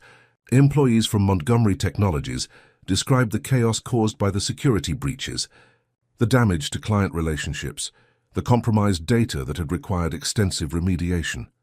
Michael Torres, the security analyst who had first discovered the suspicious account activity, walked the jury through the digital forensics that had traced the data theft back to Brian Foster's computer. Expert witnesses explained the value of the stolen algorithms and client lists, quantifying the damage in terms that made clear this was not minor theft, but industrial espionage on a significant scale. Financial analysts traced the payments from David's shell companies to Brian's accounts, demonstrating a clear paper trail of conspiracy and compensation for illegal activities. Emma's deposition was played for the jury, her voice small but clear, as she described life with Victoria, the casual cruelties and systematic undermining, the fear of doing anything wrong, the sense that she was unwanted in her own home. Several jurors visibly reacted, one woman wiping away tears, others shaking their heads in dismay. The video of Richard finding Emma in the garden that night, taken by one of the guests at the gala and submitted as evidence, was particularly powerful. The image of Emma on the ground, crying and reaching for her crutch while Victoria walked away, needed no narration or explanation. The defense teams did their best to create reasonable doubt, to suggest alternative explanations, to humanize their clients and contextualize their actions. Victoria's attorney brought in the psychologist who had evaluated her, who testified about the severity of her attachment issues and her distorted perception of family relationships. David's team presented character witnesses who spoke about his business acumen and philanthropy, trying to paint him as someone incapable of the sustained malice required for the conspiracy the prosecution alleged. But the prosecution's rebuttal was devastating. Rebecca Torres systematically dismantled each defense argument, pointing back to the evidence, to the documented coordination, to the clear premeditation and planning that showed conscious choice rather than manipulation or misunderstanding. She reminded the jury that mental illness might explain behavior but did not excuse it, especially when that behavior was calculated and sustained over months. She noted that David's business success and charitable giving were irrelevant to the question of whether he had committed the crimes charged, that many accomplished people were capable of profound wrongdoing when driven by resentment and greed. In her closing argument, Rebecca brought the focus back to Emma. She described a child who had already endured tremendous loss and trauma, who deserved to grow up in safety and peace, but who had instead been subjected to systematic cruelty by the very person who should have been protecting her. She described Richard's trust that had been betrayed, not just by Victoria but by David, who had exploited the vulnerability created by personal tragedy to advance his own vendetta. She asked the jury to hold both defendants accountable, to send a message that such calculated cruelty and systematic theft would not be tolerated, that there were consequences for using innocent people as pawns in games of revenge and obsession. The jury deliberated for 3 days. The wait was excruciating for Richard, who tried to maintain normalcy at home for Emma's sake, while internally wrestling with anxiety about the outcome. Jennifer assured him that the prosecution's case had been strong, that conviction on most if not all charges was likely, but trials were unpredictable, and juries sometimes surprised everyone. On the afternoon of the 3rd day, word came that the jury had reached a verdict. Richard returned to the courthouse, his heart pounding as he took his seat behind the prosecution table. Victoria and David were brought in, both looking worn and anxious, the weeks of trial having stripped away their remaining veneer of confidence. Judge Reynolds called the court to order, and the jury foreman, a retired teacher in his 60s, stood to deliver the verdict. Guilty, on all counts. Corporate espionage, conspiracy to commit theft of trade secrets, wire fraud, obstruction of justice. The foreman's voice was steady as he read through each charge, and with each repetition of the word guilty, Richard felt something release in his chest, Not triumph or joy, but a profound sense of closure, of justice being served, of accountability being enforced. Victoria's attorney immediately requested leniency in sentencing, citing his client's mental health issues and her cooperation in providing testimony against David. David's attorneys filed notice of appeal even before sentencing, a predictable move that would delay but likely not prevent the consequences of the verdict. Judge Reynolds scheduled sentencing for 3 weeks hence, allowing time for pre-sentence reports and victim impact statements. She remanded both defendants to custody pending sentencing, denying bail given the severity of the convictions and the flight risk posed by defendants with significant financial resources. Victoria was led away in handcuffs, finally looking at Richard as she passed, her expression unreadable. David maintained his composure, his face carefully blank, refusing to show any emotion that might be interpreted as admission or regret. Outside the courthouse, media swarmed for statements. Jennifer made a brief comment on Richard's behalf, expressing satisfaction with the verdict and emphasizing that justice had been served not just for Richard and Montgomery Technologies, but most importantly for Emma, who could now grow up knowing that the people who had hurt her had been held accountable. Richard declined to speak, wanting to get home to his daughter, to reassure her that everything was okay, that the difficult part was over. At home, Emma was in the garden with Dr. Chen, working on a new exercise that involved walking on slightly uneven ground, building balance and confidence. When she saw Richard arrive, she called out excitedly, showing him how far she had walked without stopping. He hugged her tightly, overwhelmed by the simple normalcy of the moment, the contrast between the courtroom drama and this peaceful scene of a child making progress in her recovery. That evening, Richard tried to explain what had happened in terms Emma could understand.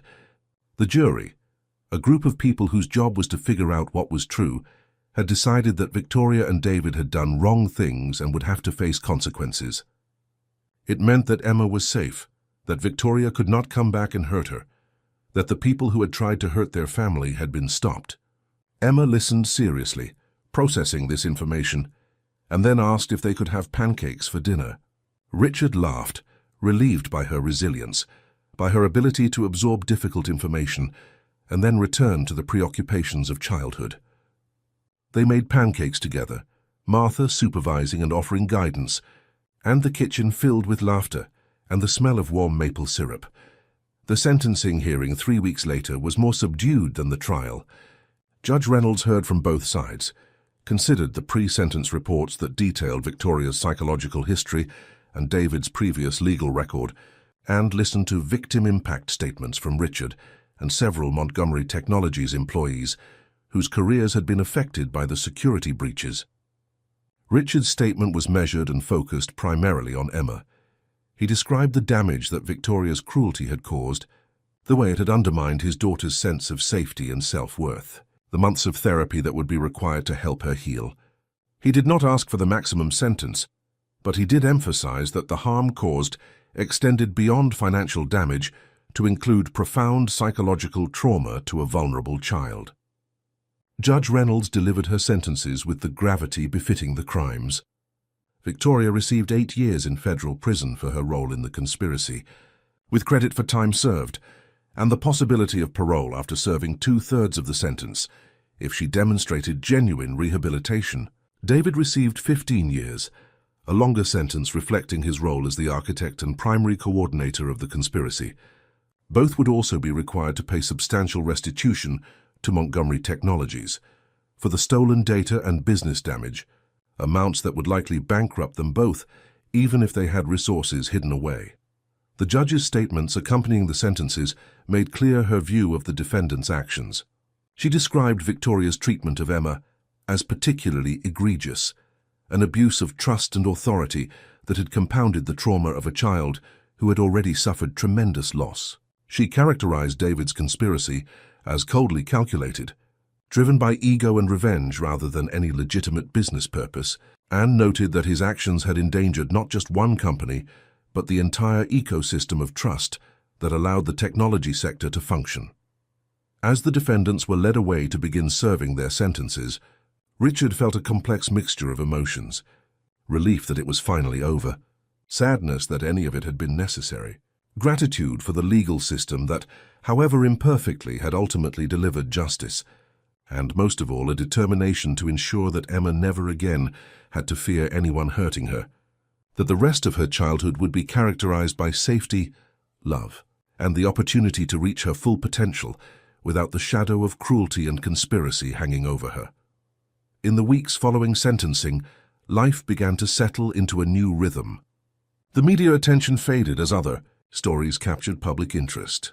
Montgomery Technologies announced strong quarterly earnings, reassuring investors that the company had weathered the storm and emerged stronger. Richard's executive team continued to manage daily operations efficiently, allowing him to maintain the reduced schedule that prioritized time with Emma. The garden behind the mansion, where everything had changed that night months ago, had become a symbol of recovery and hope. Emma's progress with physical therapy was steady, her confidence growing with each small improvement. She would never forget what had happened, but with support and care, those memories were being integrated into her story rather than defining it entirely. She was learning that she was more than her trauma, more than her physical limitations, that she was a person of courage and resilience who was loved unconditionally by the people who mattered most. Richard had also continued his own therapy, working through his grief over Catherine's loss and his guilt over the mistakes he had made in the years following. He was learning to forgive himself, to accept that he had done the best he could with the understanding he had at the time, and that what mattered now was how he moved forward. The relationship between father and daughter had deepened, built on a foundation of honesty and presence, rather than the performance and absence that had characterized his earlier attempts at parenting. Martha remained the steady anchor of the household, her wisdom and care providing stability as Richard and Emma navigated their healing journey. James continued his loyal service, now with an added vigilance and protectiveness toward Emma that reflected his own guilt about not speaking up sooner. Dr. Chen's therapy sessions became a regular part of Emma's routine, marking steady progress in her physical capabilities. Dr. Torres continued to work with Emma on processing her experiences, helping her build healthy coping mechanisms and a strong sense of self. Together, this community of care was giving Emma the foundation she needed, not just to survive, but to thrive. The legal victory over Victoria and David had been important, had provided closure and justice, but the real transformation was happening in the daily moments of connection, support, and love that were gradually replacing the fear and pain that had once defined Emma's existence. This was the work that truly mattered, the ongoing commitment to creating a life worth living, to building a future characterized not by the damage others had inflicted, but by the healing that was now possible. Chapter 8. 6 months had passed since the sentencing. Handspring had returned to Connecticut, bringing with it the promise of renewal and growth. In the garden behind the Montgomery mansion, Emma walked without her crutch for the first time, her steps tentative but determined, as Richard stood a few feet away, arms outstretched, ready to catch her if she faltered. Dr. Chen watched from the side, her professional assessment, noting the remarkable progress Emma had made, not just physically, but in her confidence and willingness to challenge herself. Emma took 5 steps before losing her balance and reaching for Richard's steadying hands. But those 5 steps represented months of hard work, of exercises repeated until they became habit, of pushing through discomfort and fear to reclaim capabilities that had seemed permanently lost. Dr. Chen clapped enthusiastically, and Martha, watching from the kitchen window, wiped away tears of joy. This moment had seemed impossible just 6 months ago, when Emma could barely walk with assistance, when her physical limitations had been compounded by emotional trauma that made every movement an exercise in fear and doubt. Richard lifted Emma into a gentle hug, telling her how proud he was, how amazed he was by her determination and courage.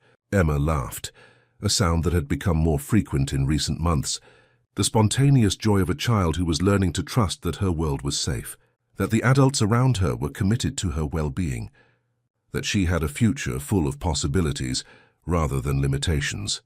The progress was not just physical.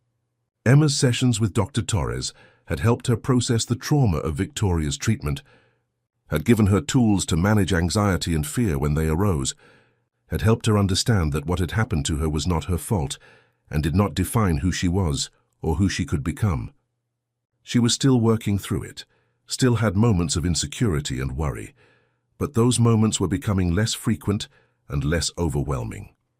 She was learning to be a child again, to focus on school and friends and hobbies rather than constantly monitoring for danger.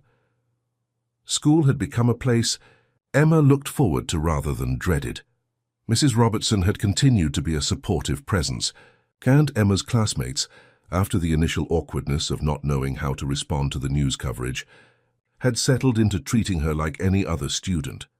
She had made close friends, particularly a girl named Sophie who shared her love of art, and who invited Emma to her house for playdates that Richard made sure to facilitate. Watching Emma interact with other children, laughing and creating and simply being present in the moment, filled Richard with a gratitude so profound it sometimes brought him to tears. Montgomery Technologies had not just recovered from the crisis, but had grown stronger. The security overhaul and the transparent way Richard had handled the breach had earned the respect of clients and competitors alike. The company had been approached by several organizations wanting to partner on cybersecurity initiatives, recognizing that Montgomery Technologies had valuable lessons to share about vulnerability assessment and threat response. Richard had hired additional executives to share leadership responsibilities, ensuring that the company could thrive even when he was not personally overseeing every decision.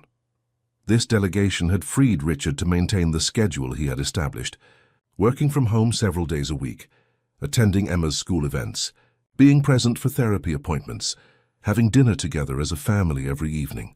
Martha had often remarked that the mansion felt more like a home now than it had in years, filled with the sounds of conversation and laughter, rather than the echoing silence of empty rooms and absent occupants. Richard's own therapy had been transformative in ways he had not anticipated. Working through his grief over Catherine's loss had allowed him to remember her with joy rather than pain, to celebrate the years they had shared rather than focusing only on what had been taken.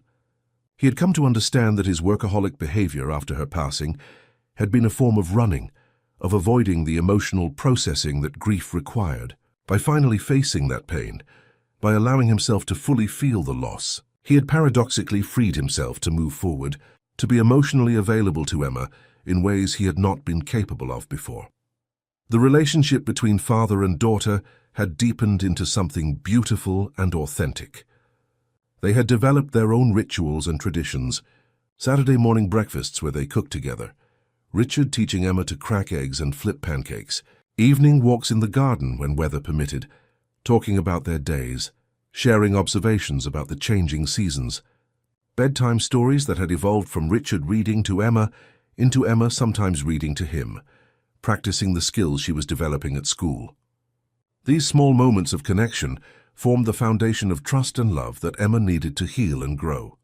Frank Henderson, the investigator, had become an occasional visitor to the house, having formed an unexpected friendship with James and Martha. He had continued to monitor for any threats to the family, though none had materialized. Victoria and David were serving their sentences, cut off from the resources and contacts they had once used to cause harm. Marcus Steele had disappeared entirely, apparently having decided that his association with Victoria was too toxic to maintain. The conspiracy that had once seemed so threatening had been dismantled completely, its architects removed from society and its participants scattered. The legal restitution from Victoria and David had been deposited into a trust fund for Emma's future, money that Richard had no need of, but that symbolized accountability for the harm they had caused. Richard had directed his attorneys to ensure that none of the funds would benefit him personally, that everything recovered would be dedicated to Emma's education, her continuing therapy, and eventually whatever dreams she chose to pursue as she grew older. On a warm Saturday in May, Richard organized a small gathering in the garden, inviting the people who had been instrumental in their recovery. Dr. Chen came with her husband, a gentleman who worked as a music teacher. Dr. Torres arrived with his wife, an artist who immediately connected with Emma over shared interest in painting. Jennifer Walsh brought her teenage daughter, who impressed Emma by treating her like a normal kid, rather than someone fragile or damaged. Frank Henderson came with James and Martha, the three of them forming an unlikely but solid friendship. Mrs. Robertson, Emma's teacher, stopped by with her own grandchildren, who integrated Emma into their games with easy acceptance. It was not a celebration of victory over adversity, but rather a gathering of community, an acknowledgement that healing was not a solitary journey, but required the support and care of people committed to each other's well-being. Richard watched Emma play with the other children, her movements still careful but increasingly confident, her laughter genuine and unrestrained. This, he thought, was what success looked like. Not a business empire or professional recognition, but a child who was safe and happy and surrounded by people who cared for her. As the afternoon wore on and guests began to depart, Emma came to Richard with a painting she had been working on in secret with Dr. Torres. It showed the garden, rendered in bright watercolors, with two figures holding hands, one tall and one small. Behind them was a path that extended toward a horizon filled with light. At the bottom, in Emma's careful printing, were the words, "We keep going together." Richard held the painting carefully, overwhelmed by the simple profundity of the message. They had been through darkness, had faced betrayal and cruelty, and the revelation of wounds both old and new. But they had survived. More than survived, they had begun to truly live, to build a life characterized not by what they had lost, but by what they were creating together. The path ahead would have its challenges, its moments of difficulty and doubt. Emma would always carry the physical reminders of her injury, and both of them would carry the emotional scars of what they had endured. But they would face those challenges together, supported by a community of care, guided by hard-earned wisdom about what truly mattered.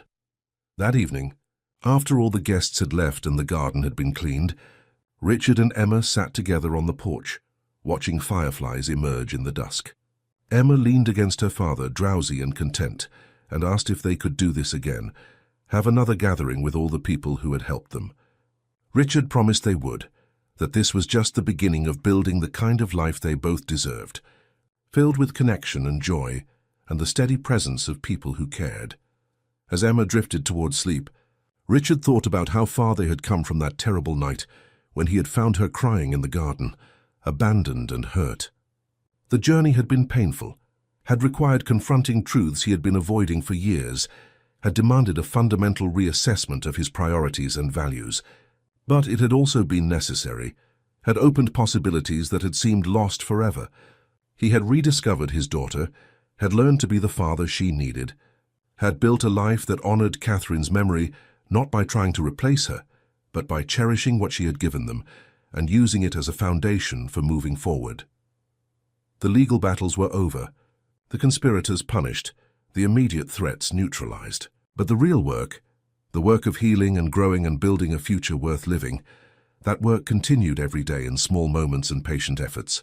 Richard was committed to that work, had learned that it was the most important investment he could make, more valuable than any business deal or professional achievement. Emma was his priority, his purpose, his reason for making every choice with care and intention. As the stars emerged overhead and the night settled around them, Richard carried his sleeping daughter inside, tucked her into bed with her painted stone on the nightstand and her new painting already hung on the wall, where morning light would illuminate it. He stood in the doorway for a moment, watching her peaceful sleep, and whispered a promise into the quiet room. He would protect her, support her, love her unconditionally. She would never again have to face cruelty or neglect or the failure of adults to meet their responsibilities. He had learned his lesson in the hardest possible way, and he would not forget it. The path forward stretched before them, uncertain in its specifics, but clear in its direction. They would walk it together, father and daughter, supported by the community they had built, guided by love and presence, and the hard-earned understanding that what mattered most could not be measured in conventional metrics of success. The garden, where everything had changed, would remain a symbol of both their darkest moment and their greatest transformation, a reminder that from pain and crisis could come healing and renewal if met with courage and commitment. Richard turned off the light and closed Emma's door softly, leaving it slightly ajar so she would know he was nearby if she needed him. He walked downstairs to where Martha was finishing the last of the cleanup, thanked her for everything she did and had done, for being the steady presence that had held them together when everything else was falling apart. She smiled, patting his hand in that grandmotherly way she had, and told him that love and dedication could overcome any obstacle, that what he and Emma had built together was beautiful and strong, and would last because it was rooted in truth and genuine care. As Richard finally settled into bed that night, exhausted but content, he reflected on the unexpected gifts that had emerged from tragedy, the forced confrontation with his own failures as a father, the discovery that professional success meant nothing without personal connection, the realization that healing required vulnerability and presence rather than control and avoidance, the understanding that community and support were not weaknesses but essential sources of strength. These lessons had come at a terrible price, but they had fundamentally transformed him, had made possible the life he and Emma were now living, a life characterized by authenticity and love rather than performance and absence. Tomorrow would bring new challenges, new opportunities, new moments to practice the principles he had learned. Emma would continue her therapy, making incremental progress that would compound over time into significant gains. Richard would continue to show up, to be present, to prioritize what truly mattered. Martha would continue her steady care, and Dr. Chen would continue guiding Emma's physical recovery, and Dr. Torres would continue supporting her emotional healing. Together they would keep moving forward, keep building, keep choosing love and presence over fear and avoidance. The story that had begun with tears in a garden on a terrible night had transformed into something beautiful and hopeful. Not perfect, not without scars, but real and honest and filled with the kind of love that could withstand any storm. Amid lights, toasts, and fake smiles, a desperate plea cuts through the celebration. "Please, Mom, give me back my crutch," begs the girl lying on the wet grass.